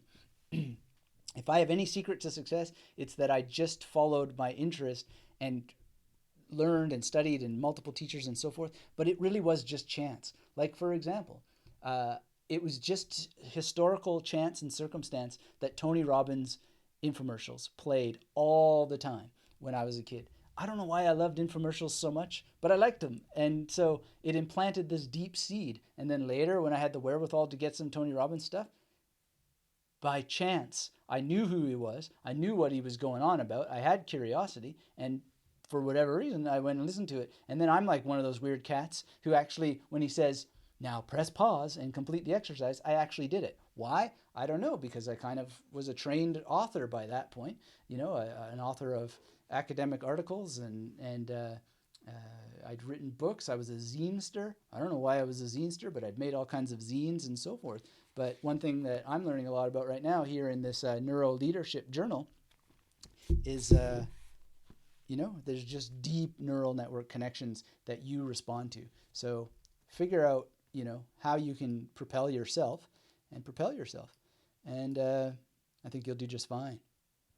So I hope that answers your question, Ryan's internet adventure, because I think that the answer is pretty clear. I don't have to be right about it, but I'm pretty sure that scientifically, philosophically, and all that jazz just is a massive demonstration of the absence of free will, and actually its relative unimportance. It's not even worth fighting for, certainly not with an anonymous person. Let's see. Reclaiming Life says, why would you think we don't have free will? Life leans itself toward the fact that we do, through my experiences. Well, I'd love to hear more about how life is an evidence of free will, Reclaiming Life, and what your thoughts are on my big speech there about its absence. Michael McLaughlin says, what translation do you recommend for the Republic? Well, that's a good question, because there are definitely some bad ones that are very hard to read and some that are good. Let me look into that for you, but I think probably the Penguin one, I'm not sure who translated it, but the Penguin one is probably sufficient. The one that I read, was it Edna who translated that? Let me see if I can do a Google search for you. This was many years ago. I didn't think that time to translate or to memorize translators of text. By the way, speaking of translation, the latest Murakami novel was co-translated, one of the translators with Ted Goosen, who was one of the guys who gave me my PhD. I was stoked to see that. And he's done a couple of books. So that was cool. You might have seen that if you watch the community tab here in YouTube that I do there. So what were we? Plato translation Enid? I know I didn't read the Penguin. I'm not sure if I'm going to be able to find that, but for some reason the name Enid comes to my mind with that. And it was a very good translation because I found it super readable, but I've seen really difficult and not readable at all. So in any case, I'll look more into that. I reread it not too long ago, and it was the Penguin one, which is translated by Desmond Lee. So it was okay, but it wasn't as slick and smooth. But I think the more important thing is to read it from cover to cover. But let me know which one you go with and how you find it. Okay, so that's a smile. Thank you. Ryan's Internet Adventure says, hey, Anthony, I heard you talk about your preference for physical books over digital books. What is your opinion of audiobooks? Audiobooks are great. I think that not all books are equally consumable by audio, but certainly many, many are. I haven't been listening to many in the last 2 years. And I've been listening more to long-form discussions like the one in the link below between Joe Rogan and Jonathan Heidt, where you can learn more about why I think that you should be getting all -1 while it's free. But I think that, audiobooks are just a wonderful thing, but it has a lot to do with the narrator. The narrator can make or break a book because they can make them painfully boring. They can make them so exciting that you're actually not paying attention to the content. You really got to take it on a case-by-case basis. But in general, I'm not opposed to audiobooks at all. I'm a highly audio conceptual learner, so I learn from them a lot. Ryan's Internet Adventure says to Reclaiming Life that he doesn't believe about life being an indicator, an evidence of free will. I could be misrepresenting Anthony, but it sounded like something he didn't believe that we do. But he could have meant that we don't have it in a certain context. I don't think there's any context in which we have free will. I don't think we need to play semantic games around it. It's just simply the case that every moment is appearing in consciousness. And if you look at your choices, quote unquote, choices that you made in the past, what evidence is there that there was free will when you're just telling a story about what happened there? And in that moment, choices were appearing in your consciousness. We as an ego want to take credit for our journey. We just do, right? And there's nothing wrong with that as such, but it's not evidence for free will. What we're talking about often when we say that we've had free will is acts of will. But acts of will are not evidence for free will in the sense that anybody had any choice over what they did or didn't do in a particular moment.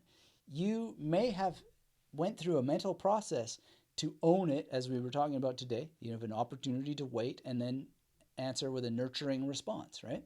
And the longer that you wait, the more that the action you take will be governed by intelligence, wherewithal, perhaps. But you don't know what's going to happen in response, and neither does the person that you're saying that to know what's going to happen in response. And you yourself are in that situation without having chosen to be most of the time. And even when you did choose to be in there, you were selecting from within a field of available options, not choosing it as such. And the ultimate evidence of this is like, how did I wind up doing this, right? Well, I can tell you, oh yeah, I made this decision and I did that and the other thing. It's not really true. The true way of representing it is, I was born, I had challenges as a kid growing up. Against all odds, I still, in the environments that I grew up in, became a voracious reader of books. I dropped out of high school. Why? Lots of reasons. Partly because the high school, was crap. Partly because I was a rebellious teenager. Partly because, there was so much chaos in my life, etc., etc., etc. And I don't know why that I went and walked in the mountains and listened to Peter Zowski on CBC Radio, Morningside. The show was called. Listen to hours of that. Better education from that than high school ever gave me. As such, because really, I learned to be able to process the next level, high order kinds of things that were talked about there with the authors that Peter Zowski was talking about, and Sheila Rogers too. Got to give her a little bit of credit. Shout out to Sheila. I love that stuff, right? Huge education, but that education came from a basis that came from my public school education, right? So, but why I did that, I don't know. I just did, right? And then why I went back to school? Well, that's because I went to my high school graduation. Why I went to my high school graduation is because I have a teenage brain. I probably thought, well, yeah, I had a really cute date for one thing. And then I thought, yeah, we're going to get really drunk and, whatever. And I went, and it was that going to my graduation that changed everything, because one of my friend's mums, Celia, my friend Sophie's mom, Celia, who was a professor at university, she found out that I actually wasn't graduating that night. And she was annoyed. She's like, what the heck? You read so much books and all that stuff. You should be a professor one day. And she planted that seed in my head. But if I hadn't gone to graduation, I'd probably be delivering pizza right now, right? Gone to the graduation where I wasn't graduating, because she set this thing in motion where I said, oh my God, yeah, like I saw what I was doing, which was delivering. I never actually did deliver pizza, but I studied the job for pizza. You had to memorize all the postal codes and all this weird stuff. I was licensing dogs for the SPCA, working at Buckingham Palace. Hated that job. The boss hated me because I, would like, well, I don't think it's Ayn Rand. I think it's Ayn Rand. And, all this kind of stuff, like correcting his pronunciation in front of customers, and he hated me, whatever. But I could have continued that path and gone nowhere in life. But because, for whatever reason, probably because I thought I was going to get a little, special dance and more, maybe with my date, who is very, very beautiful, and get drunk, I just happened to run into the mother of one of my best friends who simply didn't like the story that I had dropped out and wasn't actually graduating. And she planted a seed in me that obviously hit real hard, because not only did I suck it up and go back to high school, because I had to go an extra semester and sit with all these younger people while I had had my sabbatical of great knowledge, sucking back Peter Zosky, reading all the books that he suggested. I mean, I was reading amazing stuff because of those suggestions that no high school student ever read. But I went back, and I remember being with these younger kids and playing in their bands and stuff like that. And just like, it was an act of humility for sure. But it happened because of something that was not in my free will, which is a call to adventure, right? And that call to adventure is still going to this day, right? And it wasn't as if there weren't more challenges and more quote unquote choices to be had, but every step along the way, in the deepest, darkest pit of suffering, there was always some wise old Merlin, not that Celia is particularly old or like Merlin in any sense, but structurally, figuratively, she played that role. And it's very, very fascinating how many of these characters appear again and again in your life, if you're open to it and if you see it, and if you're lucky enough and fortunate enough, and then if you have bravery inside of you to go and do it. And can you cultivate bravery? Sure, but you've just got to say yes to the call to adventure, or say yes to the evil Dr. Forget, because he will freeze you in place. That's what he's here to do. Don't get sucked up by him. Go say yes to the call to adventure. Today's call to adventure is to get all -1, and it's free. The link is down in the description below. You absolutely need to get involved, learn about free speech, and speak your mind, and memorize what you want to memorize, and learn more. We learned so much today from Football Head, I think is the name there, and what happened there. So if you're just joining us and you missed that, go check out the replay, because there was a very important discussion on the nature of how we express ourselves online. And by the way, if you're joining us, hit the thumbs up. Let me know in the chat where you are in the world, what you're doing, what you're thinking. And let's carry on here. Kevin says, I'm worried that in the not too distant future, people won't even want to learn and AI will do your thinking for you. I'm worried about that too. I've written a novel that I haven't released, Kevin, called Electville. That's all about this and the role of memory in the future. I'm not sure. Who here would like to have me release my novel Electville in 2019? I'm not promising that I will, but if I have enough interest, maybe I'll, I won't be able to have choice in the matter. I will select from your interest, because generally that's the way I do things these days. But yeah, I mean, AI is a puzzling thing. I don't know what exactly to make of it all, but I know that our worries about it aren't new. Plato worried about this. What this shadowy world of representations? I mean, this is a commentary from Baudrillard. He thought that the worry there was the copy that would be free of itself, to make copies free of the origin, right? So in the Platonic universe, there's the realm of the good, and then there's the shadowy representation. So there's the perfect chair in heaven, and then every chair in the world is a copy of that perfect chair in heaven. And even worse, it might be a copy of the degraded chair, right? So this is a horrible thing. But what happens if these copies were able to copy themselves, right? So this is a concern that goes back in the ancient world many, many times. And, we see it in Fantasia, where Mickey Mouse and the Mops, by the way, are my 39 in my 00 to 99 PAO, those Mops from Fantasia. But we've worried about it for a long time. And there was something called the Omega Point in the 17th century, where that worry was some sort of machine that would be able to reproduce itself and fill all available space with itself. Then The Matrix is obviously a deeply, deeply concerned movie about this, or 3 movies really, with Agent Smith copying himself without reference to an actual original. and if there was an original, what would that status be? A lot of people have interpreted the Matrix as that actually Agent Smith is the one, and there's a lot compelling nature to that argument. In any case, also the Matrix, if you think about it, it is almost based on the Unabomber Manifesto. If you read the Unabomber Manifesto, it is so close to what the Matrix movie is, and that is again worrying about what will happen when we're out of we're out of control. I think that manifesto is also deeply influenced by something called the Technological Society by Jacques Ellul. And Ellul there, he basically said, we're already slaves of the machines. Why? Because now we can't go and fix the machines. What we have to do is machine A is broken. We have to go and get machine B. We have to carry machine B over to machine A, and machine B will fix machine A. Therefore, we are the slaves of both machine A and machine B. And when I was reading the Technological Society in university, I saw this play out in my own life because I had a computer problem. Computers weren't then exactly anything like what they are now today. But the guy comes over, and all he does to fix my computer is he takes a CD-ROM, puts it into my thing, and he says, we'll just let this run. He was literally taking that CD-ROM from another computer, driving over to my apartment, sticking it in, letting it run, and waiting.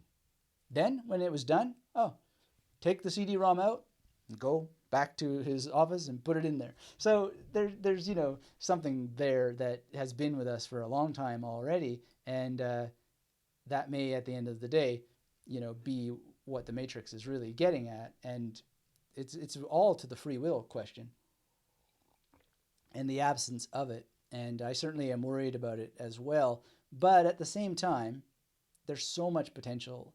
There's so much possible good that can arise from it that I'd rather focus on the positive and not be too nightmare about it.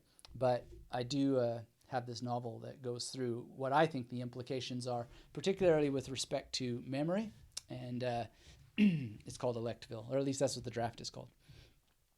Brunheimer says, we spend so much time collecting knowledge, we rarely spend time in improving the kind of knowledge collector we are. Great point. That's exactly right. And that's where I think the internet, and I mentioned this before today, has really switched on our hunter-gatherer syndrome, more on the gatherer part, and we are not focusing on the hunt. Brunheimer says, I've been researching this question myself on free will. I think that unless we have integrated the knowledge of how the mind works, systems 1 and 2, our cognitive biases, there's little chance of being slightly able to experience what free will really is. Yeah, it's definitely knowing about your brain. And again, I'll just make a shout out to this book, David Eagleman's The Brain, The Story of You. Really great to learn more about that.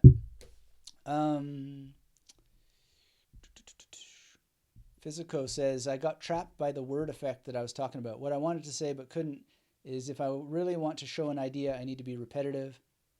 I resume the idea gets in confusion. All right. Well, I mean, from a memory perspective, what we're trying to do is reduce repetition and get it into long-term memory. But certainly that, I'm not sure exactly the context that you're talking about, but definitely repetition has its place. It's just, is it creative repetition versus blunt force hammer repetition? So Reclaiming Life says we should strive for wisdom, and in doing so become curators of knowledge, not mere collectors of knowledge. Agreed.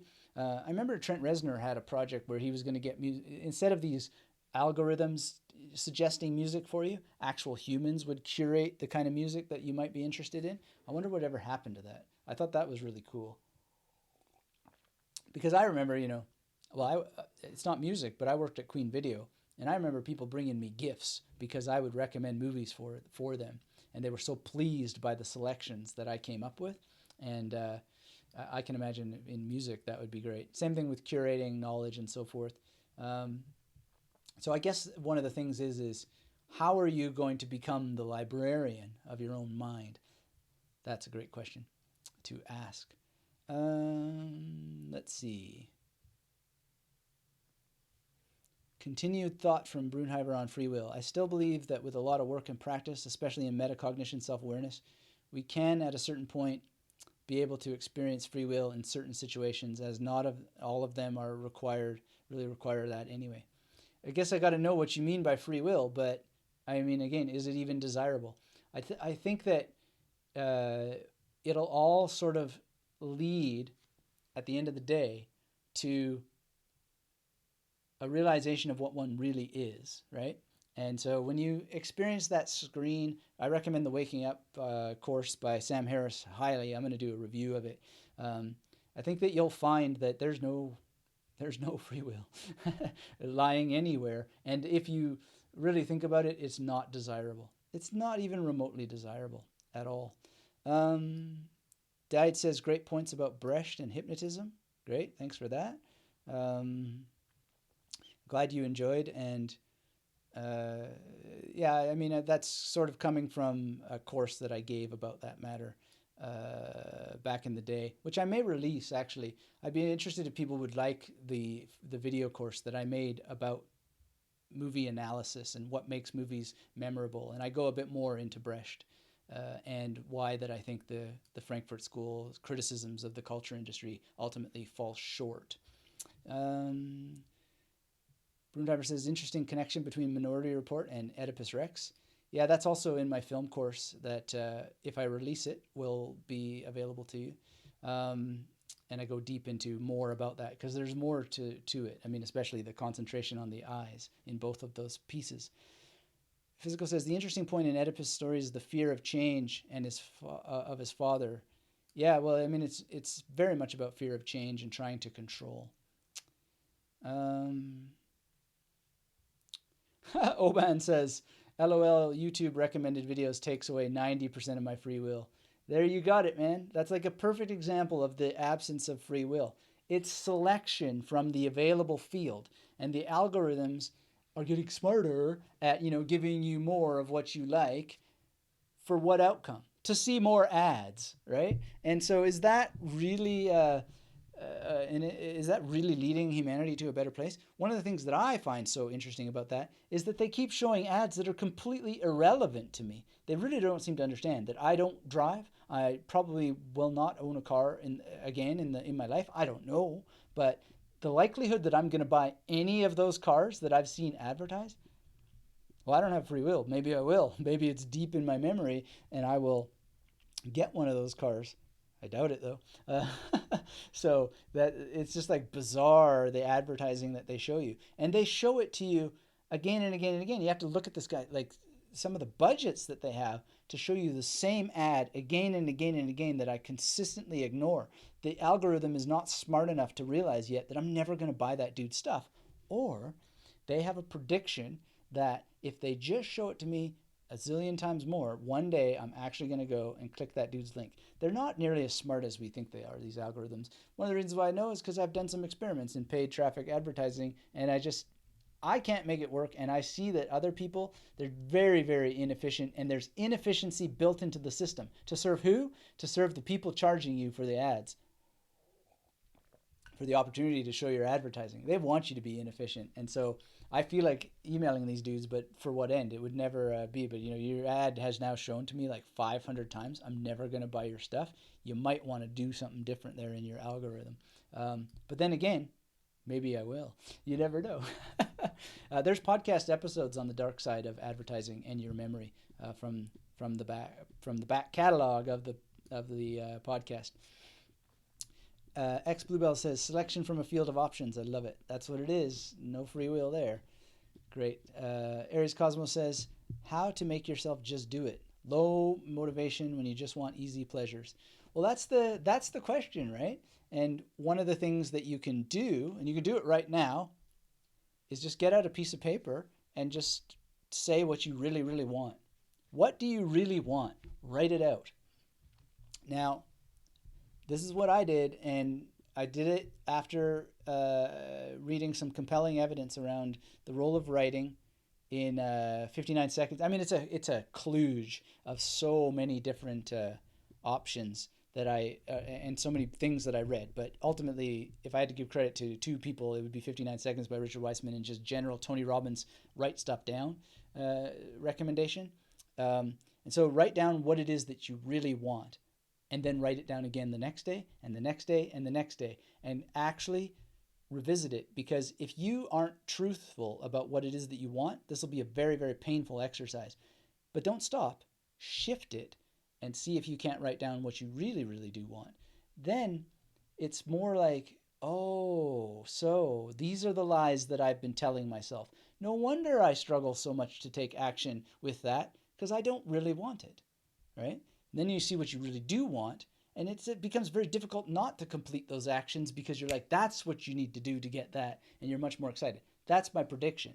Now, whether or not you, Aries Cosmos, are going to take the call to adventure right now, I don't know. But speed of implementation is a very important rule. So you just got an idea. Your mission, if you choose to accept it, is to go out and today just get any old piece of paper and write down what it is you really want. 3 sentences, 5 sentences, whatever. Just like, like, for example, the way I always do it is I wake up healthy and strong, right?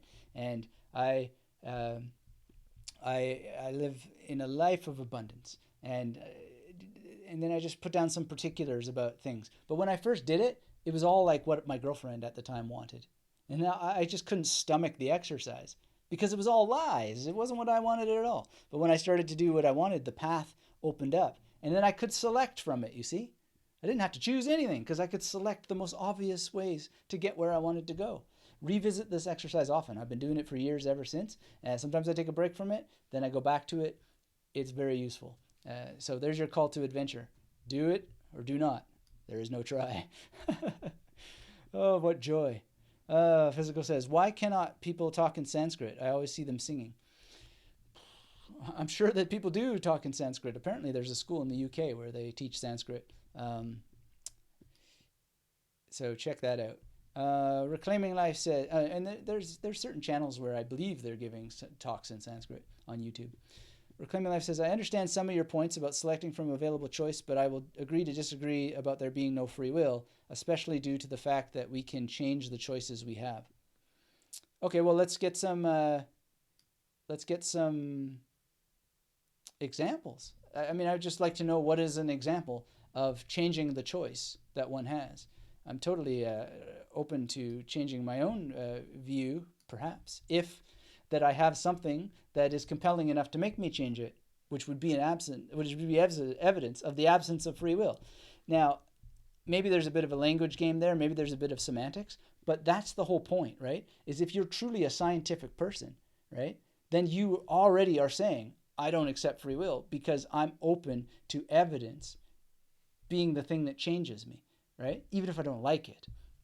And so that's already evidence that there is no free will, or absolute free will, however you want to call it. So I just would like to know what is an example of why it's a fact that we can change the choices we have, and what is an example of a choice that was changed that demonstrates the presence of free will.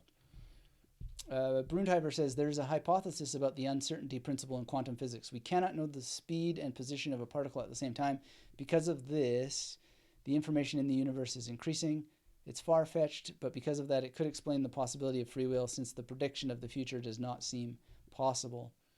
I believe that the idea of free will is too much stained by dichotomy thinking. Absolute free will does not exist, but a certain level of advancement in metacognition is definitely possible. Right, but why would an advancement in your metacognition be evidence of free will? I'm not quite sure where all that is leading as evidence. And then in terms of like uncertainty principle and so forth, think of it this way, and this is sort of one of the things that Gödel, as I understand it, was talking about is, does the world exist before we get there? Does the future of the world, like literally, is the planet is the surface of the ground that I'm sitting on right now, is it there before that I get there? And is it still there 2 minutes ago, right? This is one of the things that Gödel was asking. Is the past still there? Physically. Is the ground that I'm sitting on 2 minutes ago still there 2 minutes ago?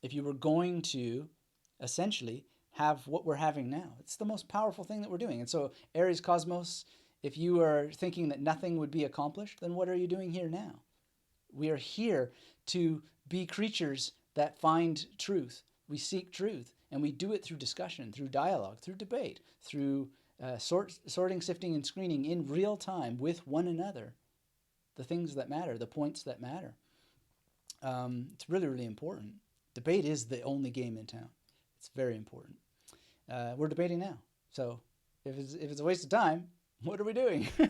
I don't think it's a waste of time at all. I think it is the most precious, wonderful thing ever. And what is it accomplishing? Well, Aries, that's up to you to tell me what this time that you've spent here today is accomplishing. Because if it's not accomplishing anything for you, why are you here?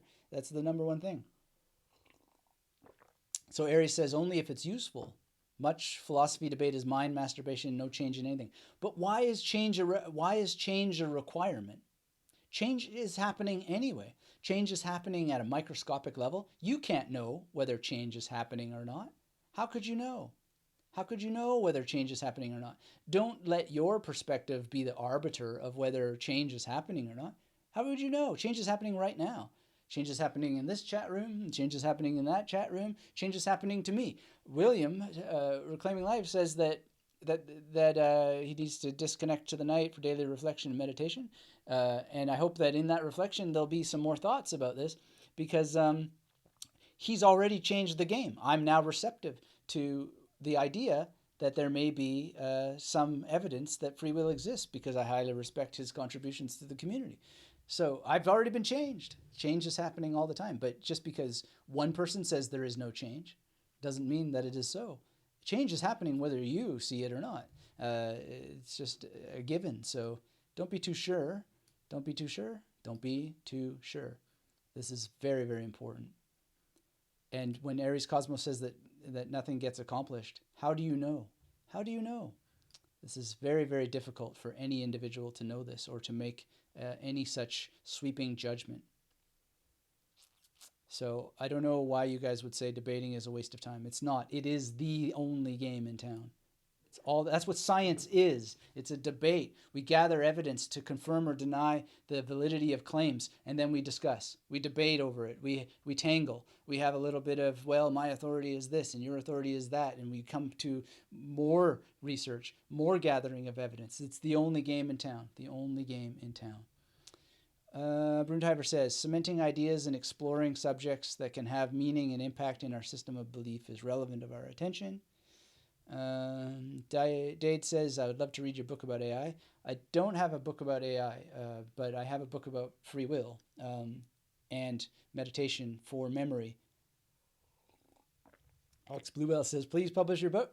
Coming ASAP. Going to be working on it again today after lunch. Aries Cosmos says, all I mean about not finding the ultimate truth, but about the practice of challenging our own beliefs, where they come from and how they are constructed, and finding what they are they're connected to. Yeah, absolutely. But again, you have to recognize the fact that you have that skill for reasons that you didn't choose. Nobody can. If you can take total responsibility for that, then you are a very, very, very unique individual.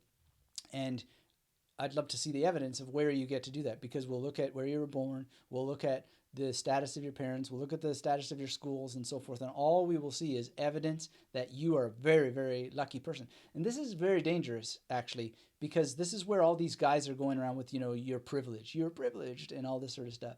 And the reality is that some of us are really privileged. The problem is we don't use our privilege in the ways that we actually could, right? But you are right now. You're using your privilege to share. And so what more can be asked of you, right?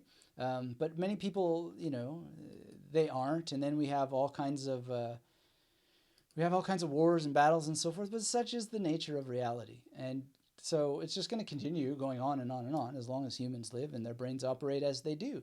But as Jonathan Heidt has given great reason to believe, if we continue to expose ourselves to the ideas we don't like, we'll have greater tolerance. So go and check out that interview.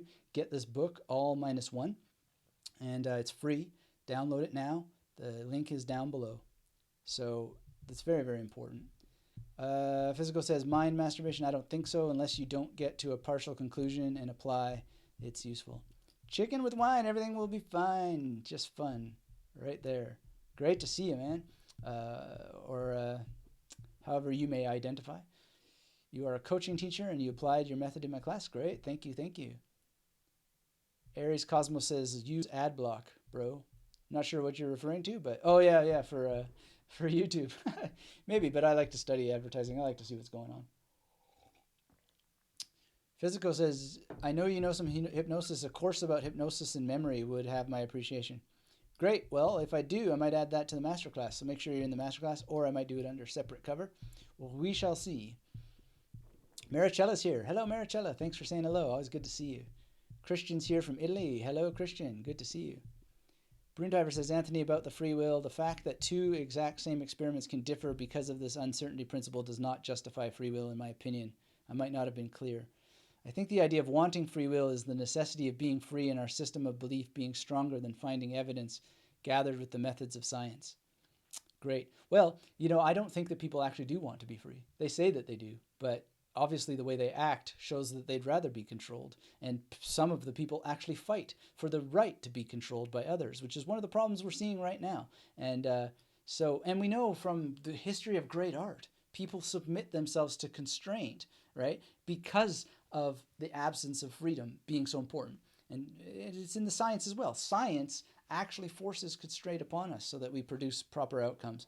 And so why some people play that game and others reject it, I don't know. It might have something to do with the evil Dr. Forget. We don't know, but it might. Anyway, let's see here. Mr. Space says, all I want is better habits. Good on you, man. Those are all coming. Those are all coming. All you got to do is say yes.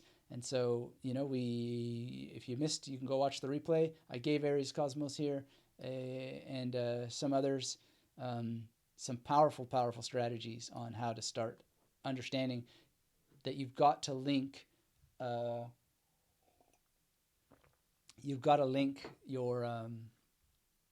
your goals, have real goals to get better habits so that you can, basically it comes down to brain chemistry. You can rig your dopamine and trigger some opioid reward centers to get working in your favor.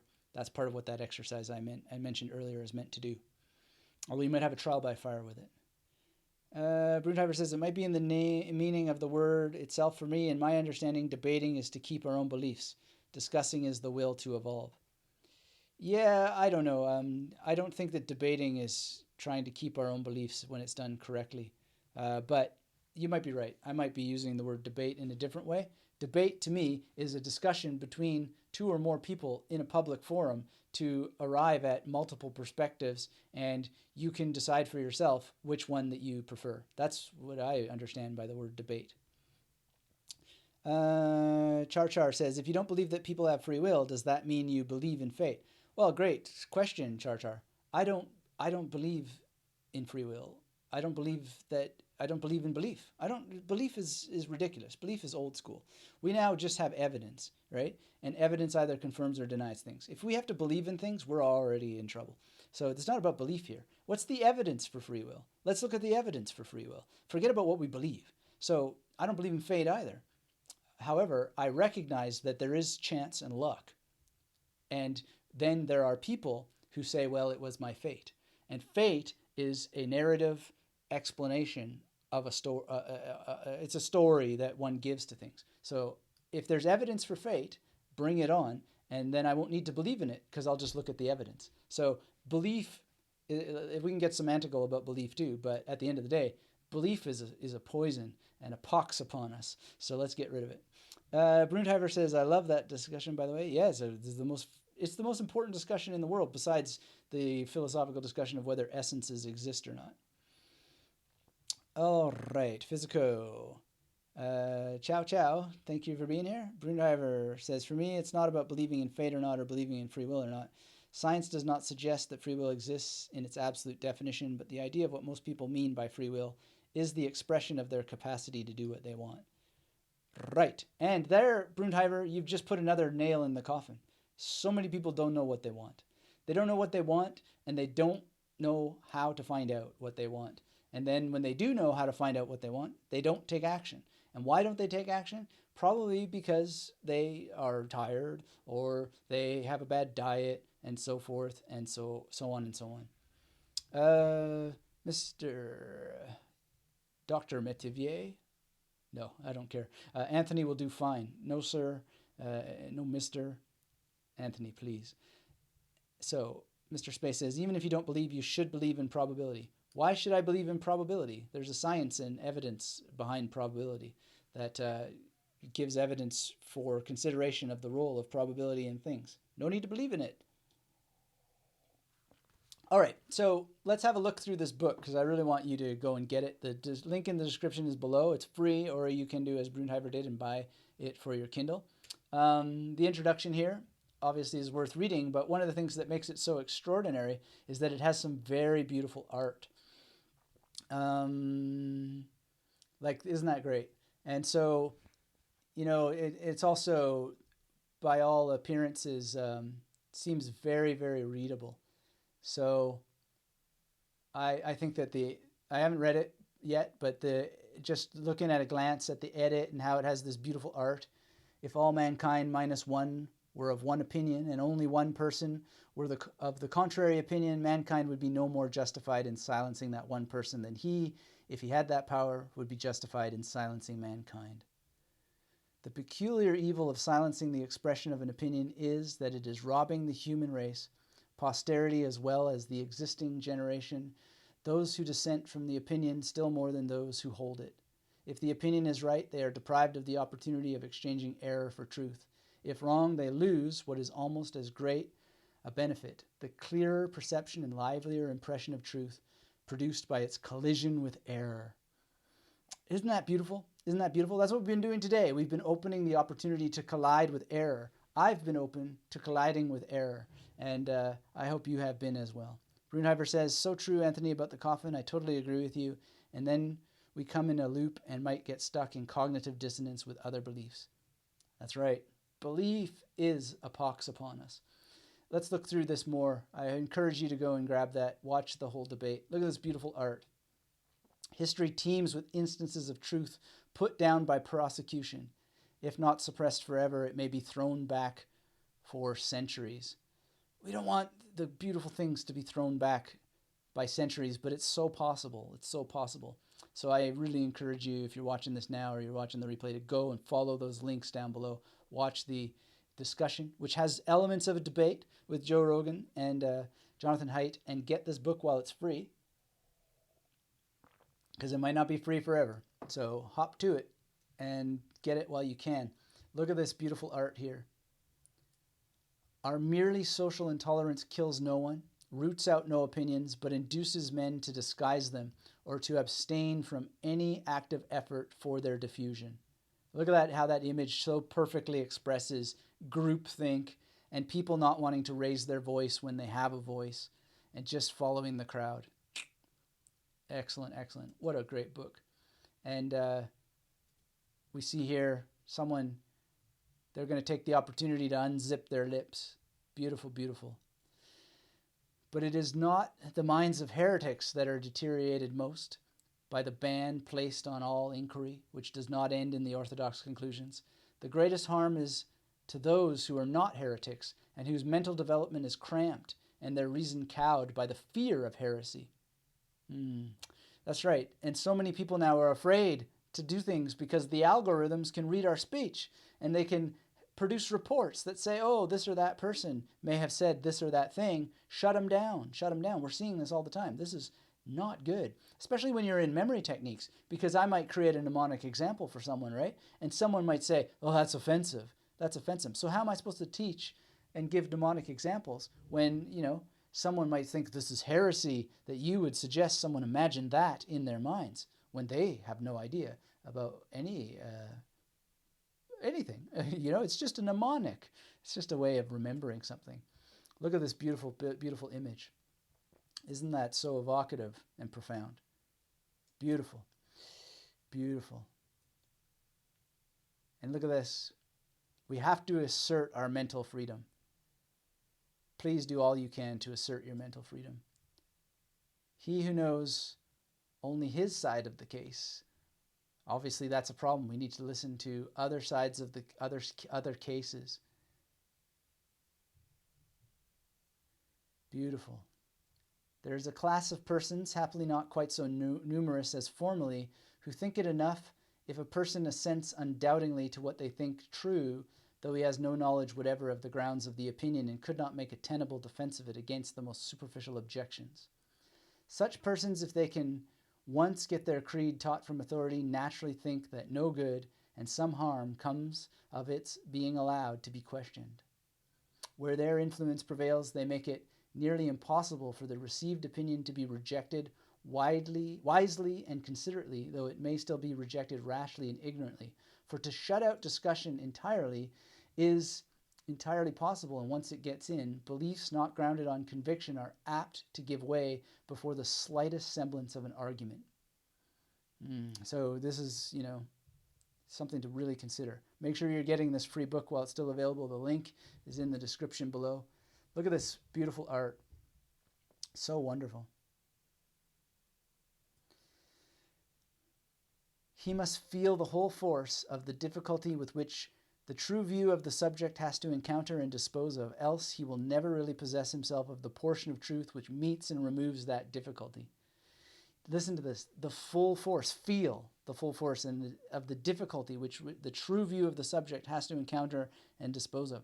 Like, we need to actually engage. We need to engage. We need to learn and remember not just the things that we like, that are convenient to us, but also those that are not. And obviously, look at this evocative image here, the diamond. The diamond, right? Isn't it so much better to have a spotted diamond than to have no diamond at all? Confucius said something along those lines.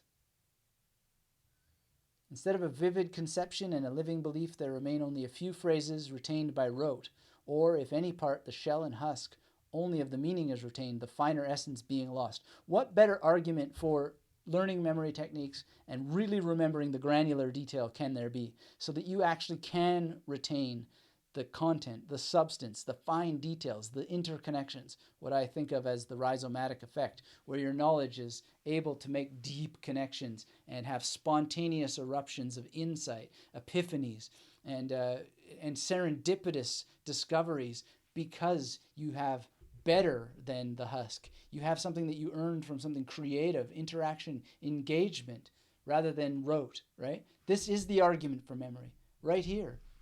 You need to have information alive in your head, not the husk of things that you memorize by rote. Living truth versus dead dogma. Listen, look at how beautiful that is. Wonderful, wonderful, wonderful. And this is just wonderful reading that you can get for free right now. Both teachers and learners go to sleep at their post as soon as there is no enemy in the field. How true, how true, how true. A contemporary author has well spoken of the deep slumber of a decided opinion. I hope they do an audiobook of this. Maybe they already have. Look at this beautiful, beautiful art. So rich. Incidentally, looking at art often is a great way of improving your memory. We should maybe do more live streams. Who would like to do more walking through art live streams?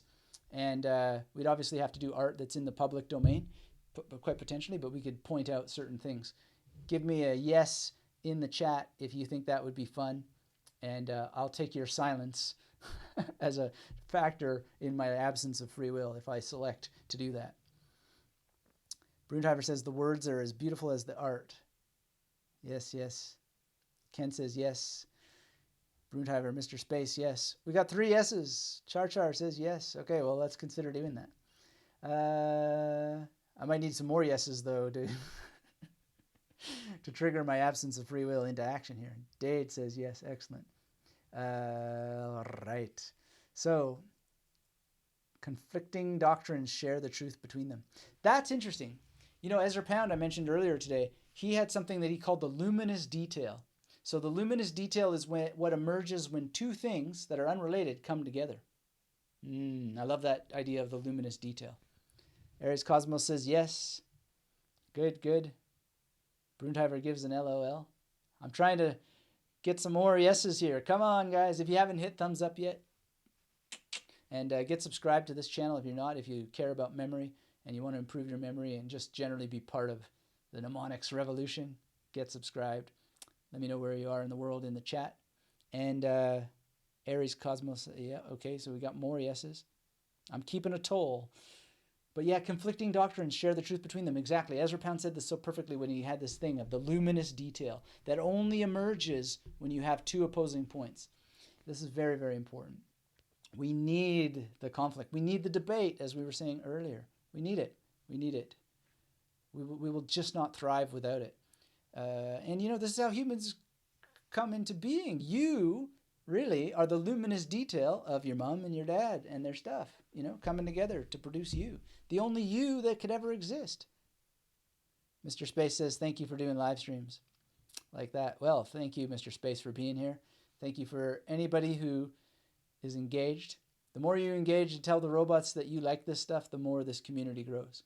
And type in your comments. If you're watching the replay, put in a comment and share this stuff around with your friends. Come visit magneticmarymethod.com, of course. Look at this beautiful color here. So amazing. And, you know, speaking of the luminous detail, when you see this color of the Orion here, Nebula, and then this together, wow, like they look so beautiful together. So Ken says, how do we absorb in high speed? Great question, Ken. I would suggest that you learn how to use memory palaces. You learn how to memorize, and then you read, and you use a particular strategy taught in the master plan to help you capture all that information and then memorize it. Then later in the game, you can memorize things. You can memorize page numbers and so forth. We're going to update the masterclass soon here, probably today or tomorrow. I got to work on my book, though, with a new recording I've done to go through deeper into the pillar technique and its applications. And other updates are coming. So, you know, start with the free course at magneticmarymethod.com/YT. And I'll pop that link there for you if it'll let me. If you're just joining us and you haven't registered for the free course, you're going to absolutely love it. And I can't wait to see your quote-unquote homework, which is a bit of a pun if you understand the memory tradition, and you will later maybe pick it up. Anyway, let's look through this. Every opinion which embodies somewhat of the proportion of truth with the common opinion omits ought to be considered precious, with whatever amount of error and confusion that truth may be blended. Yes, absolutely. It is so precious that there is a thing, there is truth. Truth is real, and you can have it, but you have to earn it. Look at that. Look at how that makes the word terror there. Truth, error, terror. So well done, so evocative of exactly the problem. And when we don't have errors enough in public, we end up in error. Truth in the great practical concerns of life is so much a question of the reconciling and combining of opposites. The combining of opposites.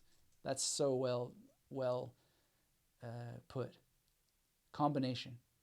Ars combinatoria is one of the great lost arts, really, to go with ars memorativa. So the art of combination and the art of memory. Wow. Beautiful. Not the violent conflict between parts of the truth, but the quiet suppression of half of it is the formidable evil. There is always hope when people are forced to listen to both sides. It is when they attend only to one that errors harden into prejudices. And truth itself ceases to have the effect of truth by being exaggerated into falsehood. And since there are few mental attributes more rare than that judicial faculty which can sit in intelligent judgment between two sides of a question, of which only one is represented by an advocate, before it truth has no chance, but in proportion as every side of it, every opinion which embodies any fraction of the truth not only finds advocates, but is so advocated as to be listened to before quitting the subject. It goes on. Really beautiful. This is the real morality of public discussion, and if often violated, I am happy to think that there are many controversialists who, to a great extent observe it, and a still greater number who conscientiously strive towards it. Beautiful. Wonderful art. So beautiful.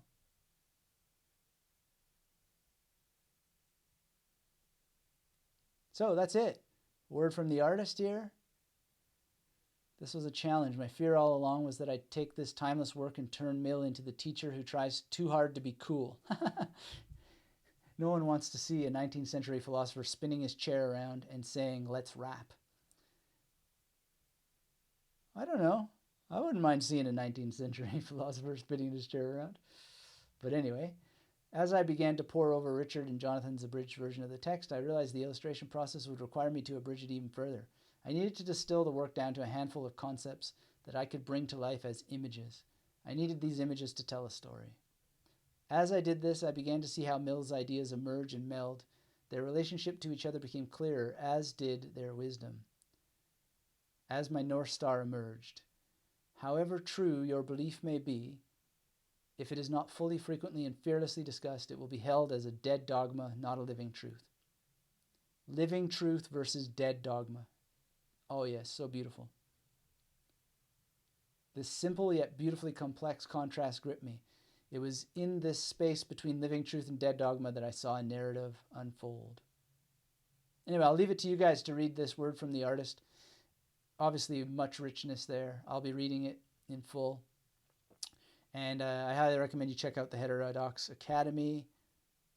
Get involved in securing your freedom of speech.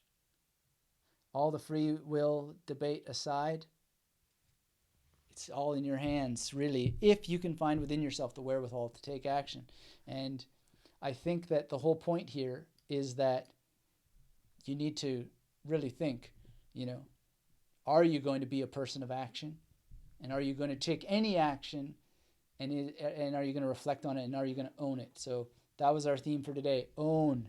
Opportunity. Opportunity. Where preparation meets opportunity, there's no ceiling. So understand that. And then wait and think it through. We read this passage today from Gary Weber, and